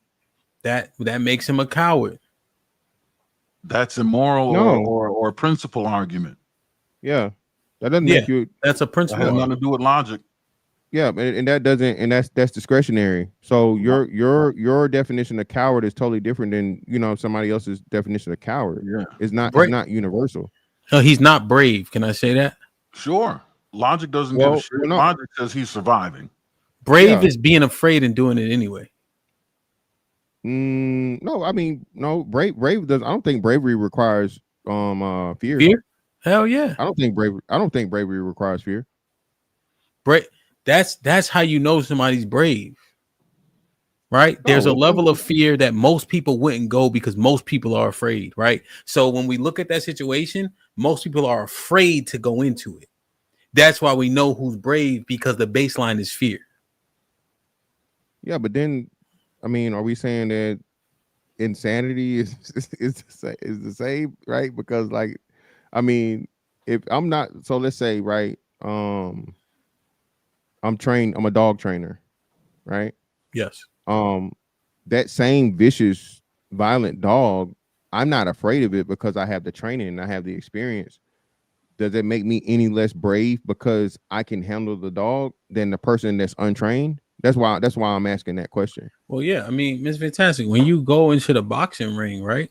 You know, those butterflies and all that shit, and I can't get clipped. That's fear. Right? Mike Tyson said that he was afraid every single match he went into. You can't tell. But that's where the rubber meets the road. That's why you had those people are brave in that instance when everybody else is afraid. That's how you know fear or afraid is a part of the equation. You know, because the baseline is I ain't going. And then that person goes. They had to overcome that sentiment that's shared amongst most people. That's how I baseline it. Is fear and bravery, are they emotions? Specifically fear. I'm not sure. I think so. Maybe. Tis. Chris J with the $5 says, "What's a 10 to you might be a 3 to me." Me, ellipsis. Stop playing with people thinking they're sweet. The internet can't protect you anymore. Mm-hmm. No, I agree. Aaron with the $2 says, "The ladies in the Discord understood my 90% thesis." Kurt with the $5 says, "Does the panel think this violence would have happened if no guns were involved?" Of course, that doesn't stop them in the UK. So you get knifed up too. Mm-hmm. If they don't knife you up, they can just jump you. So you're only violent when the gun is presented? No. You asked the question. I would say this: if a man has made up in his mind where he's willing to delete another man, yes, it will occur without the weapons. If you're mad to the point of where you're willing to take a life with a weapon, you're at the very least willing to fight that man without them. I think it's the other way, right? Ms. Fantastic. If I'm willing to fight you, I'm definitely willing to use a weapon. If I'm willing to use a weapon, I can't guarantee you ready to bang out. No. Oh, no. I say it's the inverse. If I'm willing to fight you, I want to beat you up. I don't want to kill you. If we got problems with words and so on and so forth, right? And it's just, me and you, like you say it all the time. You get the example, right? Even in the case of road rage, right? Hey, a motherfucker hop out that car, right? And you threatening me and so on and so forth. Hey, I'm willing to shoot you first because you're coming at me on the road. I don't know. You catch me in a good mood, I'm willing to put the gun away and beat your motherfucking ass, right? All right. Now that's what I'm saying. I'm willing to fight you, but if I'm willing to fight you, I'm not willing to necessarily take it to the next level of taking your life from you. You see what I'm saying? It's the inverse. Because that person that hops out of his car like an idiot, he looking to fight. He not looking to kill. He not even thinking about that. He don't know that he is in the risk of getting killed though. He's not even thinking at that elevated level. He just want the what you call it? The instant gratification of getting his frustrations out through physical fisticuffs and shit. He not thinking about taking nobody's life. I would agree, except for the fact that when someone loses a fist fight, they return to the fist fight with a gun. They don't return with a fist fight to go back into fisticuffs. If there were no gun, they would not be coming back. So the gun is not only the great equalizer, the great enabler. Yeah, again, that's not most situations either, though. Even still, we say that, but most people are not smoking nobody over getting beat up. Every club would be shut down if that was the case. I guess the reason why I understand your premise, I disagree simply because we call weapons the equalizer. Right. So he knows he's not equal, which is why he gets the hammer. Like niggas saying, I'm not fighting. Well, one, they don't really fight, right? But they got the hammer so they don't have to fight.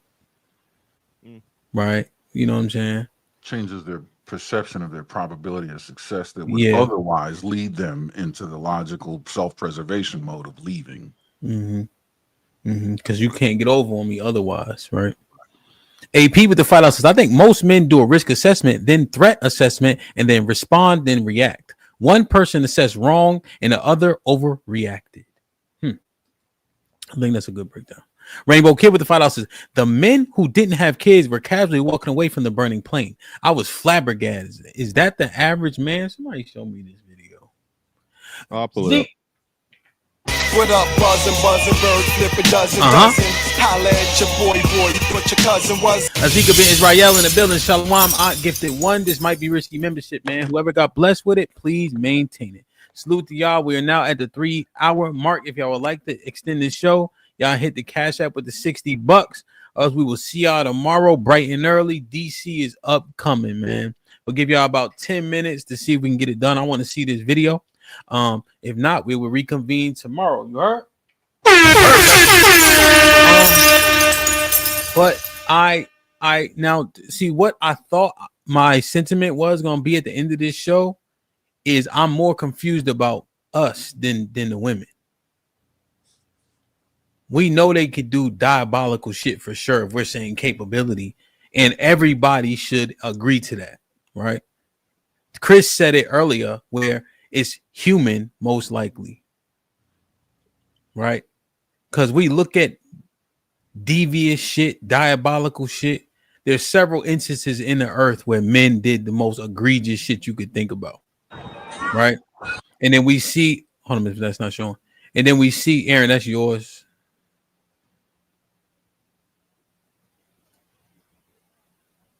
Aaron, can you remove it? You know, and then we look at these cases where we just see this nasty ass diabolical shit from these women. And I think the reason why it pulls on the heartstrings more is because it's dealing with kids. The kids shit just seem like it's so off limits, right? But we've seen this day and age where niggas was kidnapping they ops kids. Go ahead.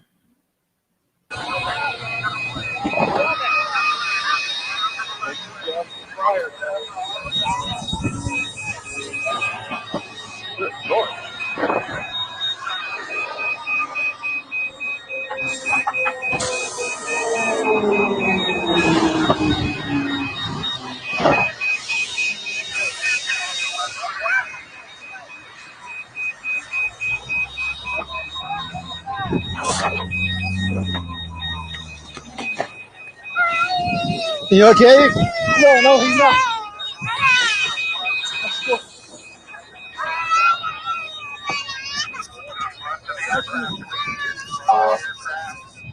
You're right.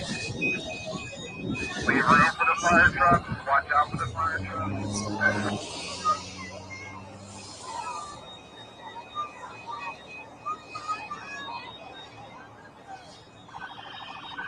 Everybody, remain calm. Fire's here. Fire's here.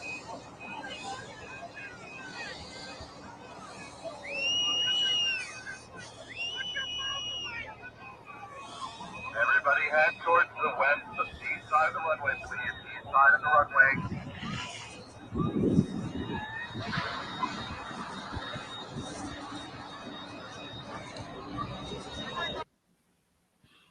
Okay. What's the problem? Yeah, it looked pretty regular, I guess. I guess it looked regular. And I'm just saying, you trying to clear out a plane is probably systematic. Or you're right. Like you go this row, this row, this row, this row, this row, you know? If we got to consider the mindset of the people coming off that plane. Was that plane formerly airborne? No, if I recall correctly, they said it caught on fire before it took off. Before takeoff? Yeah. Okay. All right. I'm sure at some point they said when the masks come down out of the ceiling, put yours on first, then put one on the, help others. That's the initial mindset that they're put in as soon as catastrophe struck. It's going to carry. People are panicking, man. A plane is on fire. They don't know about how planes explode. They don't know the sign. Their mind, listen, when you say everybody got a plane to get bopped in the beak, these people got bopped in the beak. Yeah, man. Yeah. No, I mean, I understand it. I understand it. I don't know. Like, is that because if all this shit is nurtured in us, pause, or out of us, like, just the effects on the decisions that we made are dire. You know, like, I don't know. Most men are not superheroes. That's why superheroes are super. Most men, what their responsibility to society is, creating ways to prevent the need for the superhero to even show up in the first place. Okay. That's the end all of it. It's the simplest way to marry logic, emotion, and principle that I can think of that would make sense of it all. Okay. Well, if that's it. Yeah, send me the video. Send me that. Submit a video. Okay. All right. I mean, look. So the women's requests seemingly make sense, right? If most men ain't superheroes, they ain't trying to be. We have societal constructs that make everybody pretty safe, right? And there's not a need for just women. It seems like it's a need for everybody. Most men couldn't protect themselves; they needed to anyway. So there's no reason why women should be expecting protection. Where do you get that from what was said?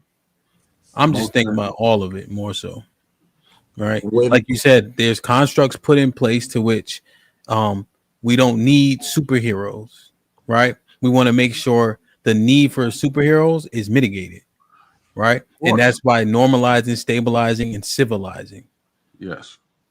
Mm-hmm. So that doesn't eliminate the need for someone to protect their own self, nor does it eliminate the instinct or the reflex for someone to protect their own self in the case of being faced with catastrophe. When I talk about superheroes, I'm talking about the propensity to save others, lots of others, even at the risk of your own demise. Yeah, I've seen a deer bite his leg off to get free. Right, exactly. Yeah, I mean that's expected, right? That's Right. expected. But I'm talking about what make a man a man. You talking about protecting yourself. I 100% understand that the overwhelming majority of the populace is going to do their best to save their life, right? But I thought what differentiates us is that prowess, that natural protective instinct to make sure, at the very least, the people around you are as good as they can be. Your family and wife, the people around you is different. And That's kids. where you start getting into your kids. Aaron, if men are going to your kids, if we go to your possessive pronoun, that ain't the men that I thought we were. That's all I'm saying. I thought that if a kid was being accosted in front of Aaron, he would do something about it. 100%. But if the possessive pronoun exists, then that can't be true. Well, I'm not saying for you specifically, but right? If it's only the things that belong to us, right? Just not the men I thought we was. That's all. And then in the same breath, right? Because I just want you to respond in total. And then in the same breath, I smoke you, my nigga, for talking to me crazy on YouTube. That shit don't add up to me. It adds up because you're talking about two different populations that are in the minority. I will concede to the fact that men aren't what you thought we were. Yes, which is why superheroes are rare. Most men will only protect themselves and then their seed and then the woman that gave them the seed. The buck stops there, and maybe mom if she's still around. The buck stops there. Mm-hmm. But that's the difference between a man and superheroes. Furthermore, the man that'll smoke your boots for your boots is also in the minority. He's a man. Most men wouldn't do that. That is the antithesis of the superhero. He's the super villain, as it were. But these populations are in the minority and cannot be used to define men definitively. Men are neither.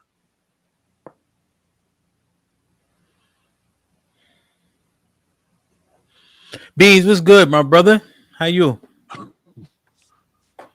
I got to reply. I just didn't want to wait because we was going back. I just want to make sure Beans get in. For sure. I'm gonna be out. Peace, man. Yeah. All right, Chris, be safe. Chris, wait a minute. I'm about to get out of here. Yeah, I agree with what Fantastic said. I just wanted to make sure I got that in real quick. Sure. About, well, let me just say it this way: the penalties for 9-1, the penalties for discharging, and the penalties for possessing a firearm are way more severe than for fighting.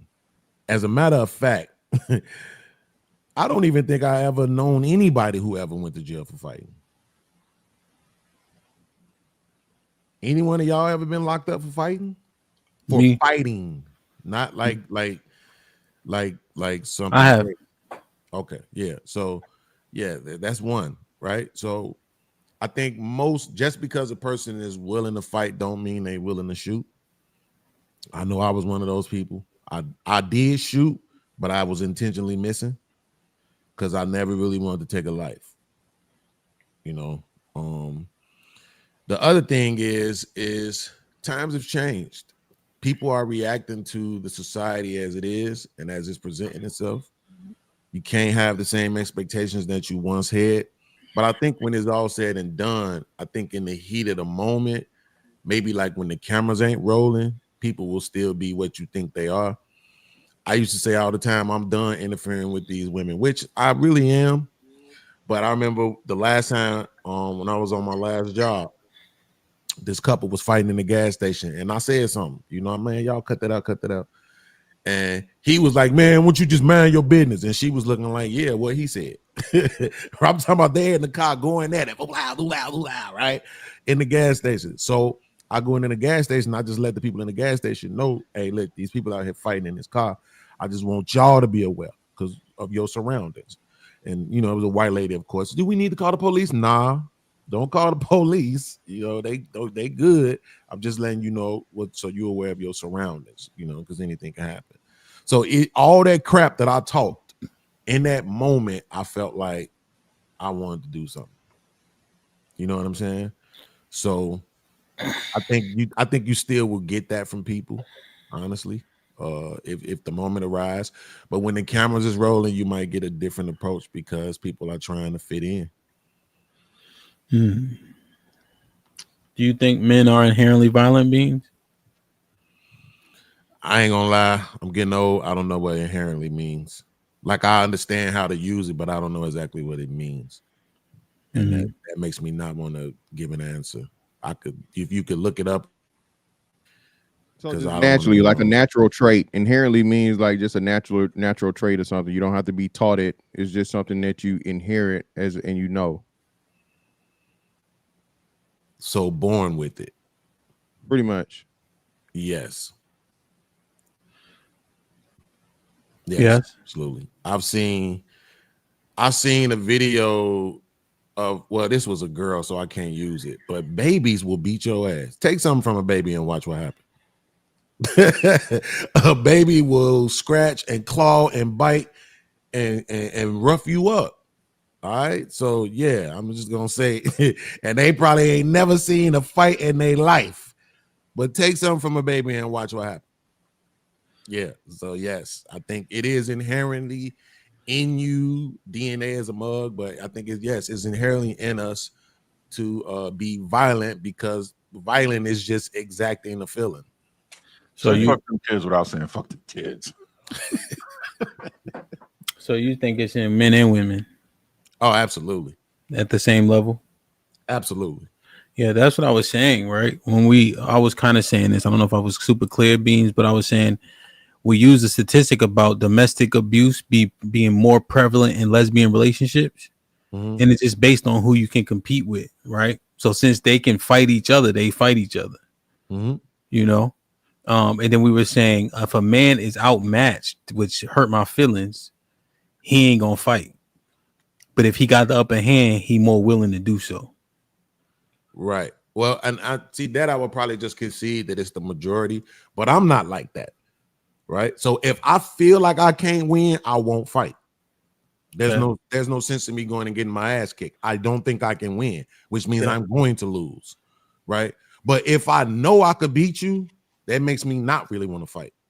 You think? You see what I'm saying?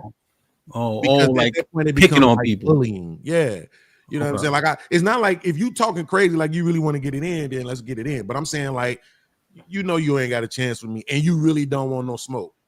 I don't want no smoke either.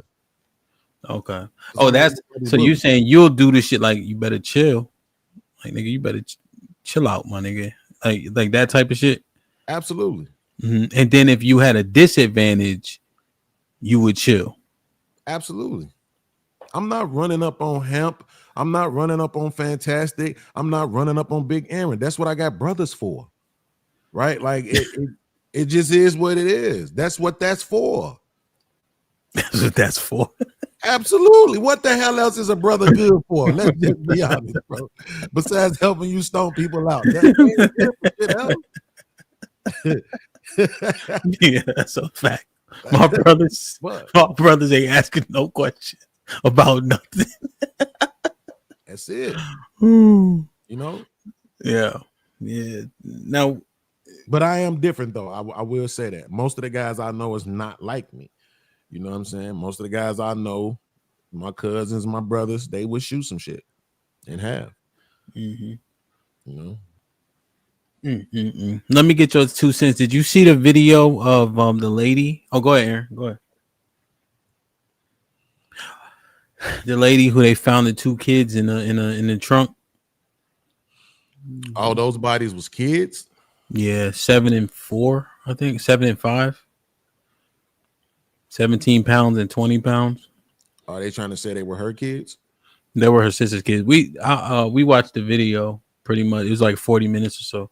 We watched the video. So it was her sister's kids. She was taking care of them for a year or so, right? Mm-hmm. And then she had them wrapped up in the trunk, dead for, were they dead for how long? Did it say, Aaron? 5 months and 2 months or something of that effect. Yeah, 5 months and 3 and months, 2 months. Yeah, they were decomposing. Yeah, 4 or Cops 5 found months. it, ripped open the bag, and etc. And that's a hyperbolic example. They gave her 50 years basically with the possibility of parole. For what? Murder. Murder. Was it murder? She had a bunch of charges. Murder, child neglect. Yeah, it was like 14 felonies. It was a whole bunch. Yeah, disposal of a body. You know how they get all them charges. So we're convinced, and I'm talking about the panel. We're convinced that she committed a crime. Yeah, so in the video it says she admits she called. Go ahead, my bad. No, I was just saying she beat them. She beat them. Yeah. Blunt force trauma killed them, along with like being malnourished and such. Yeah. So she was directly responsible for it, and she admitted it herself.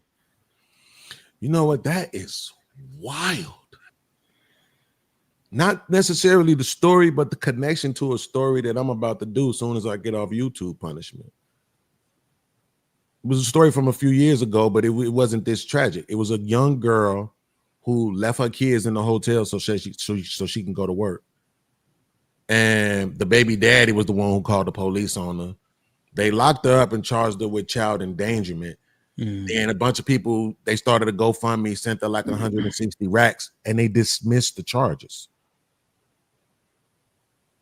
In my mind, I'm wondering, like, all the news reports are just saying they dismissed it, but no actual answer to why they dismissed it. Right? So I'm looking at this situation and I'm saying, okay, this is a whole nother situation. These kids ended up, they're not here no more. Right? Do you look at that situation and say, we need to punish hard for this because it could end up like this? Or do you say, no, these are two totally different situations? You saying deter the behavior, curtail the behavior before it gets that far. It seems like that's the rhetoric that they use for men. Right? It seems like that's the rhetoric that they use on men all the time. Right? I heard people saying that around the Carmelo Anthony case. He need to get this, and this, and this, and this, so that from here on out, this shit don't happen again. Right? Not that I think that the young lady who was going to work, her daughter was 10. She had a 10-year-old and a 3-year-old. I mean, is 10 old enough? Maybe, yeah. Maybe 10 is 10 based on how 10-year-olds function. It's like right there, right? Like it's like right there, like where if you like for instance, you run into the store, Beans, it's 5 minutes away. You got a 10-year-old there. Even 3-year-olds function pretty highly, right?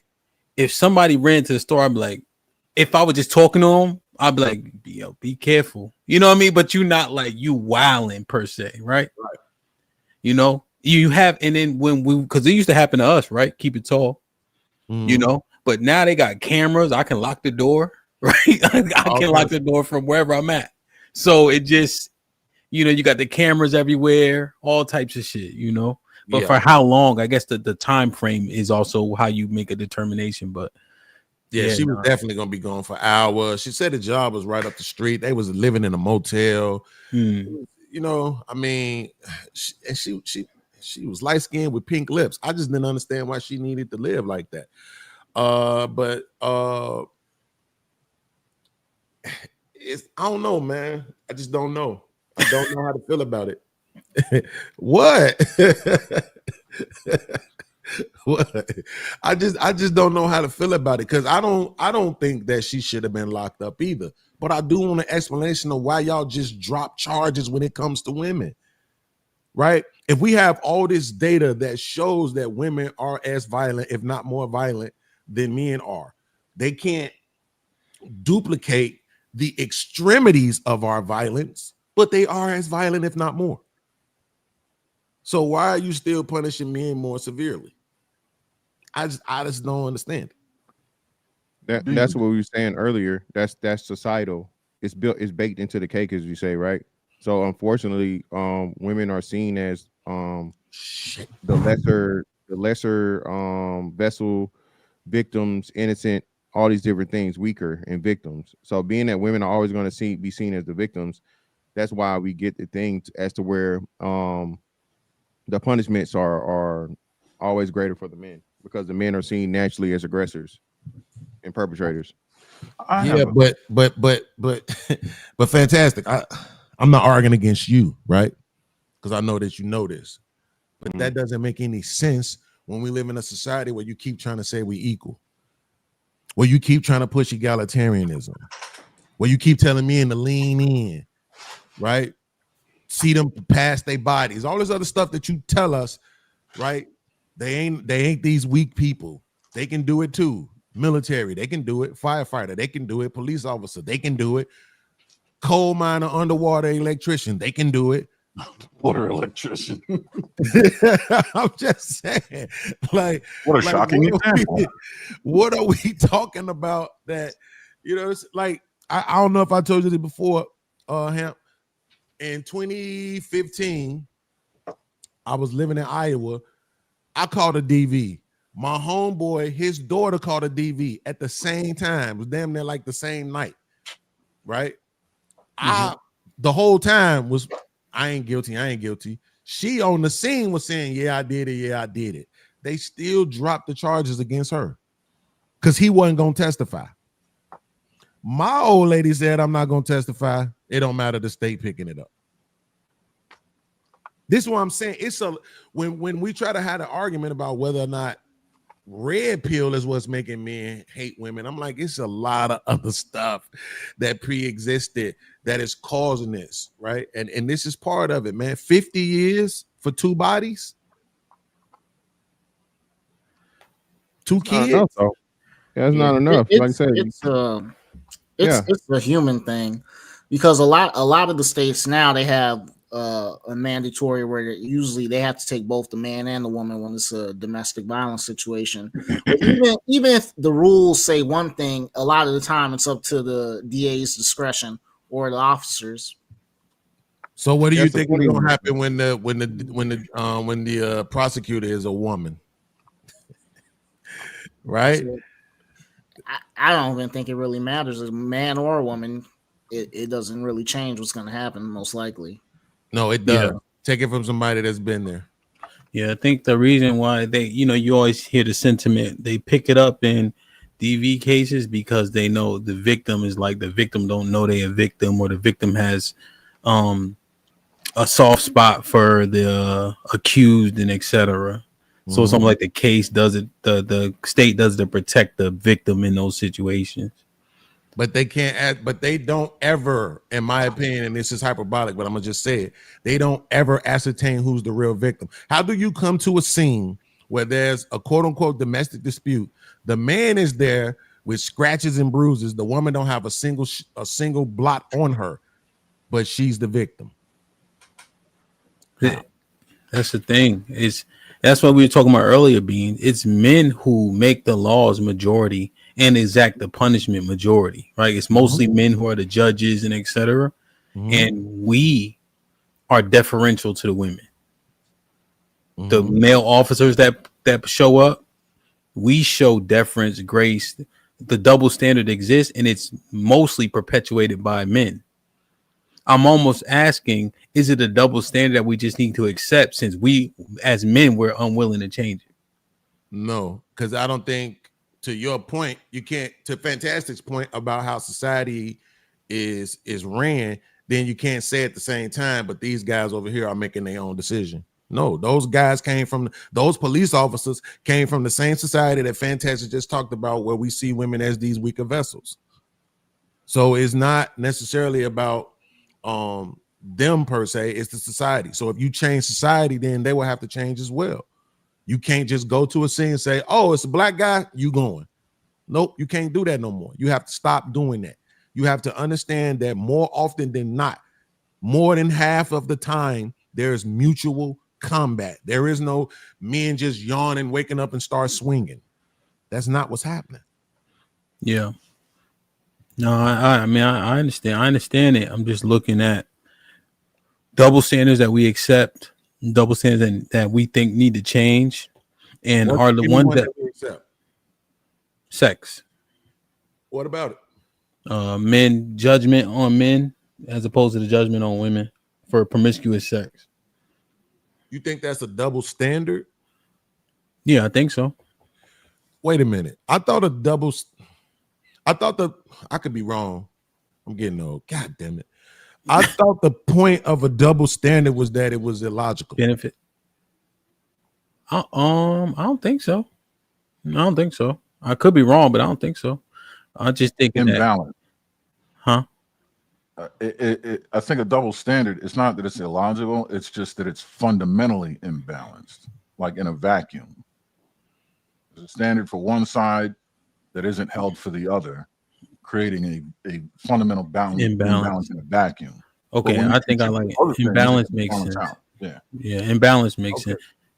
The definition is reading a rule or principle which is unfairly. There you go. So let me remove illogical and say unfair. I agree with that. So a rule or principle which is unfairly applied to different people. Yeah. Right? Yeah. Okay. The sex standard is not unfairly applied. Okay. It is absolutely fairly applied because it In a makes vacuum? absolute sense.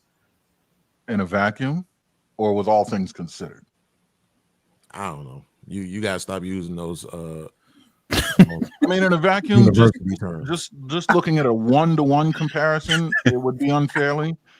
But then when you consider all the other variables that exist, then it becomes yes, that's it. Yes. Yeah, I would agree. Yeah, yes. Because yes, it's not unfair. Yeah. You know why I know it's not unfair? I just did a short, right? So in the one video, the girl is explaining that, shout out to her too, Cassandra. She's explaining that women are creating this problem by saying, if a man flirts with me and I'm not attracted to him, that's harassment. Yeah, I've heard that before. That's wild. Right? But then on the other hand, you have these women who are absolutely, I'm talking butt ugly unattractive. And yet they have the audacity to require 6 figures. That's harassment. Not the monkey dogs and mud ducks. So I'm just, if you're gonna say this is harassment, that this guy who should know that he's not attractive enough to approach you, then this woman who knows she's not enough to require this from a man also shouldn't have that standard.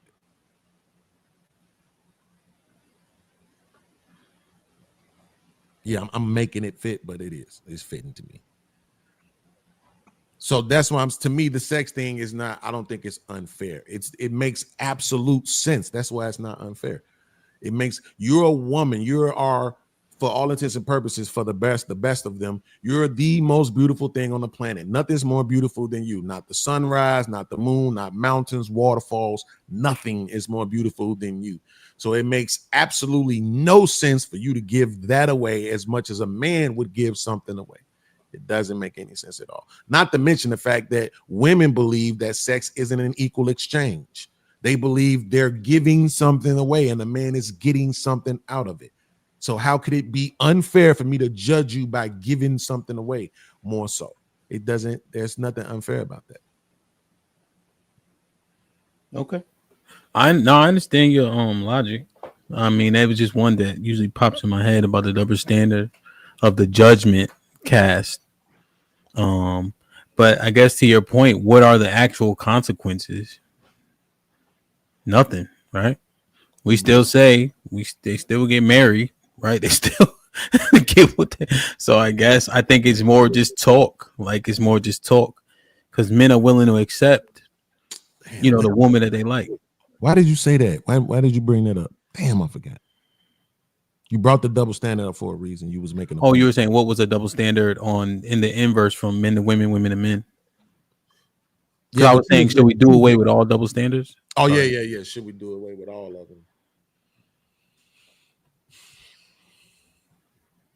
I don't know, man. That's a good ass question. That's why I said I needed an example of one. Because some of them, I think they not actually that. People just don't like it, and so they call it that. Okay. When you say do away with all double standards, you mean do away with the concept, or do away with anything that is a double standard and equalize the entire playing field? Like, should we equalize all of it, or do we accept what? Do we accept them, or do we equalize the playing field in totality if we want to do away with double standards? I don't think we equalize the playing field in totality. I think we apply standards as they best benefit human existence and human evolution. Because we're different, you can't equalize it across a playing field. Fundamentally, right there, biology won't let you. But the only thing is, right, the acknowledgement that we are different is in limbo. Right. So whose fault is that? The men? Yeah. Damn. I knew you was gonna say even if they didn't, they allowed it. You know what I'm saying? Yeah. Even if they didn't, they allowed it. Yeah, that's what I'm saying. So now, if everybody were to acknowledge we have different strengths and weaknesses, we are different. You need handicaps here. I need handicaps there. Then the double standards would make sense, and everybody would appreciate the fact that hey, we qualify for each gender differently. But if I can do whatever you can do, I could do better, and all this other, that's not going. The double standards become a detriment without the acknowledgement. Look at you making arguments for welfare. You ain't slick. I heard that. I heard that. You heard him. I think he just called it handicaps. It's the same thing, though. It's the same thing. Yeah. No, I mean, when we were having that conversation, Mr. Fantastic wasn't here for sure. When we were talking about like the Section 8 and the different handicaps or welfares and all that. And we were literally talking about, I find a loophole for this, loophole for that, loophole for this, loophole for that, and then they find a loophole for this, but it's easy to see government cheese, right? That's easy to see. Like, hey, nigga, you can't be on government cheese forever. Right. But I've been finding loophole after loop every single year, right? Because the rule we live by in sports and things like taxes and stuff like that, right? The loophole. If you ain't cheating, you ain't trying. So when does that become less true? Because I got free housing. Like when we was having that conversation, that conversation, like, cause I don't think I agreed overwhelmingly, but when it was being broken down that day, Beans, I wish I could reference the show so Mr. Fantastic can like go watch it. I'm like, God damn, I can't remember what show it was. For some reason, Mr. Fantastic wasn't here. I don't know if it was a Monday show. It probably was. It probably a Friday show. It was a Friday. Yeah. And I'm like, damn, that shit make a lot of sense. Yeah, I mean, look, I gotta go. When you think about the inherited violence thing, what would men be without it? Even though I'm making the argument that women are also this thing. But what would men be without it? The things that are expected of men, they couldn't even provide that without it. They have to be it. They have to have inherent violence because they couldn't be the protectors that everybody wants us to be. There's no way it can happen if you don't have that. Yeah, that was part of my initial sentiments. look, fight or flight is real. I don't know if everybody know that, but yeah, a lot of people be talking stuff until you get into a situation, you just don't know what you would do. Right. Don't know what you would do. Like I say, every single time, and it wasn't that many, it was only like 3 different times that I had to pull the trigger, I was intentionally missing. Just the thought of my bullet being the one striking this person down. And here's the thing about it, they was never my beefs. You see what I'm saying? It wasn't never personal.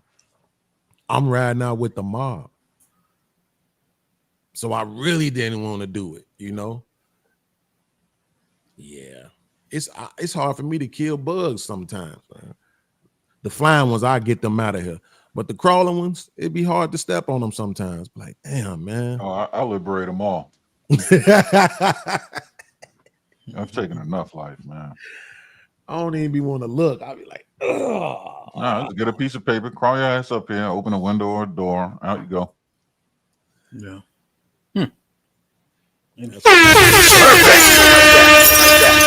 Interesting, man. Like, share, subscribe, tell a friend to tell a friend. Hit that like button now if you can. That helps the channel the most. I don't know, interesting for sure, man. I think one thing I'm still kind of mulling over is like the nature of us as men, and you guys are right. I mean, I just have to accept it. But it's gives me cause for pause. Just having an expectation that isn't shared nor isn't true. So I'm just thinking through it, man. I'm just thinking through it. What you think, Gary, man? Any final thoughts, Playboy? Yeah, as far as the accountability in the courts when it comes between men and women, I think not us just accepting it as status quo isn't going to help. I think advocate for the change so it does happen, because that's what people thought for a long time with the police until people kept talking about it, recording situations happen, and now we have body cams, so we're able to hold them accountable as much as we can so far. So, yes, there's still problems, but change does happen. But we can't just remain quiet and then just accept it as it is. We got to keep talking about it to make it happen. Yeah, I understand it. What you say, Bean? Sorry. I said you're gonna have to pay for it. Hell yeah. Beans, what do you think?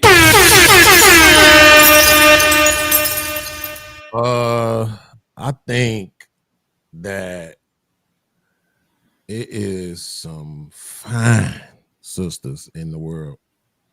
I mean, it's ridiculous how good some of these women look. But they are violent. It's even some of the better looking ones, the ones we call spicy and all of that. They are violent. And I'm big on accountability, so they need to start locking them up. That's weird to go from y'all look so good, lock them up. But I'm just saying, like, come on, man. But shout out to homegirl who with the 2 babies. The story I'm about to do, shout out to her.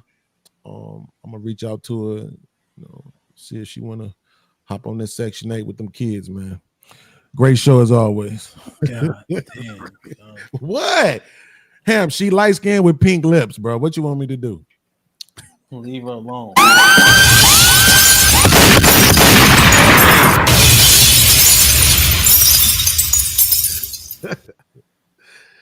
Hell no. Aaron, any final thoughts? Yeah, people just have to realize, I think, who we are as humans, and as individuals. Those are 2 different things. Who you are as an individual and who we are as humans. But if you know those 2 things, you'll understand where you fit into the greater scheme of things. So in DJ Ham's case, I would submit that you're simply of the superhero class. There are people that go fight wars and they volunteer to, sacrifice their lives to go fight wars to protect something like a flag or the ground that they come from.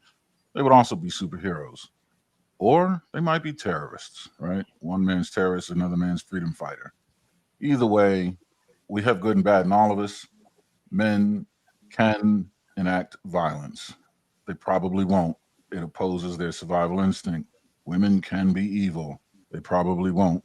It opposes, well, you're going to have to ask a woman, but at any rate, do well by one another, continue to love one another, and all this shit will work itself out. Indeed. It's a fantastic. Yeah, man. Most men are capable of violence, but most men are not inherently violent. Most men in most situations are going to avoid them versus, choose that. But if forced to, most men are going to protect themselves and the people that they love and care about them, right? Like Aaron was saying, you may not save a random person. I think children, though, and they actually had a thing of that. Remember the show they used to do, the NBC thing, and the random dudes ran up and they almost beat the hell out of the guy that was messing with the little girl. So we've seen men do that, a lot of the times, right? And we talked about Cain Velasquez, what he was willing to do for his own child. Remember the dude Gary Plouch, that aired Buddy out for stealing his kid and all those different things. That was a regular, everyday man. But when pushed to it in the ultimate violation, he, hey, you know what I'm saying? And we all applauded him for it. So in the worst case scenarios, I think men can, meet the threat or the violation with the ultimate, the ultimate response. But I think those men are few and far in between. So that's my overall thing. Women are not inherently evil or violent, but like Beans was saying, society holds them to a different standard when they are, right?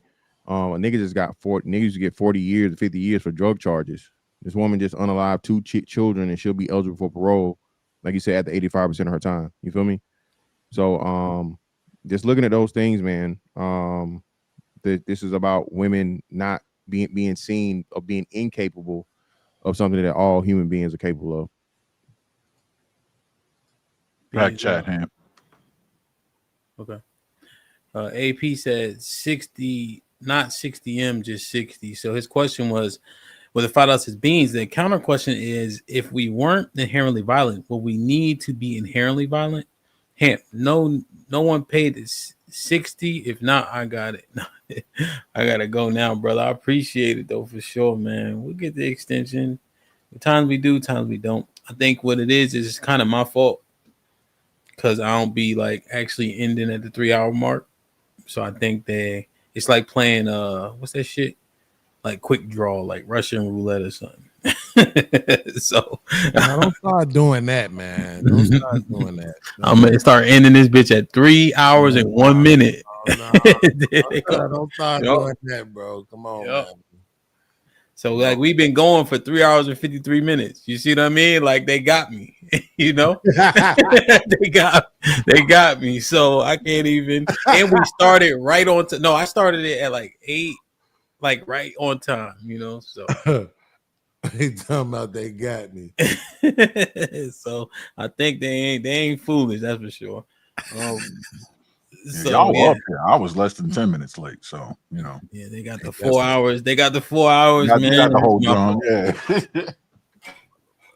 Yeah, that's what I'm gonna start doing. Angels at the 2. I'm gonna start yelling that shit out. Do you want to respond to this, Beans? I gotta get up out of here. If we weren't inherently violent, would we need to be inherently violent? No, you wouldn't. We wouldn't need to be in. I think we would develop it, but we think about it. We would need to be violent at some point, right? Like it just is what it is. We're going to fight over resources, women. Well, I said that resources, but like we're going to do that in the world. I don't know why we used to do it. Now it kind of makes sense if you believe it, the stories that we are short on supplies. But I think we would just develop it over time. I don't know what it is about human beings. I think that might have been Aaron. No, I don't want to blame you if it wasn't you, who said even if you took 2 babies and put them in the most peaceful, non-violent, like just never showed them no violence, no threats, no nothing, it's all beautiful, utopia that at some point people would still turn to it. It's human nature. So you need a contingency to cover. You need a contingency to cover the outliers because of what you stand to lose. Man, I'm getting tired of this shit, bro. Like this, you didn't make it easier to understand. I was doing a worse job than you were, and then you just came through and was like, "Oh, and by the way, college, university words." No, I got what you said, though. Yes, I agree with you 100% that you need those words that you said for those other words that you said. And what else? Hamp, did you see the white only town? No, I need to see that. I saw a thumbnail with that on there. I thought it was whatchamacallit? Message. All I say is message. You know? So jumping in Discord, continuing the conversation. Today was kind of heavy for Monday, you know, with those videos, you know what I'm saying? That shit really ain't no joke, you know. And we just wonder, like, the fact that people mind their own business so much, aside from staying back and recording, is just these behaviors, right? We already been having that shit with like the stop snitching, no snitching, and all that, and we allow a lot of shit to happen around us, man. I just wonder if we intervene, what would happen? You know, we complain about the Karens, right, and the nosy neighbors. I tell you what, there was a lady that lived across the street from me. She was nosy as hell.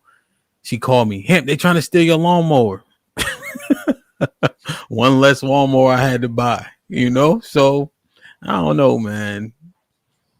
You know, Jesus said don't call nobody good, but I just wonder, like, you can't even tell the difference no more because of how standoffish people are about who willing to help and who ain't, and mind your business shit.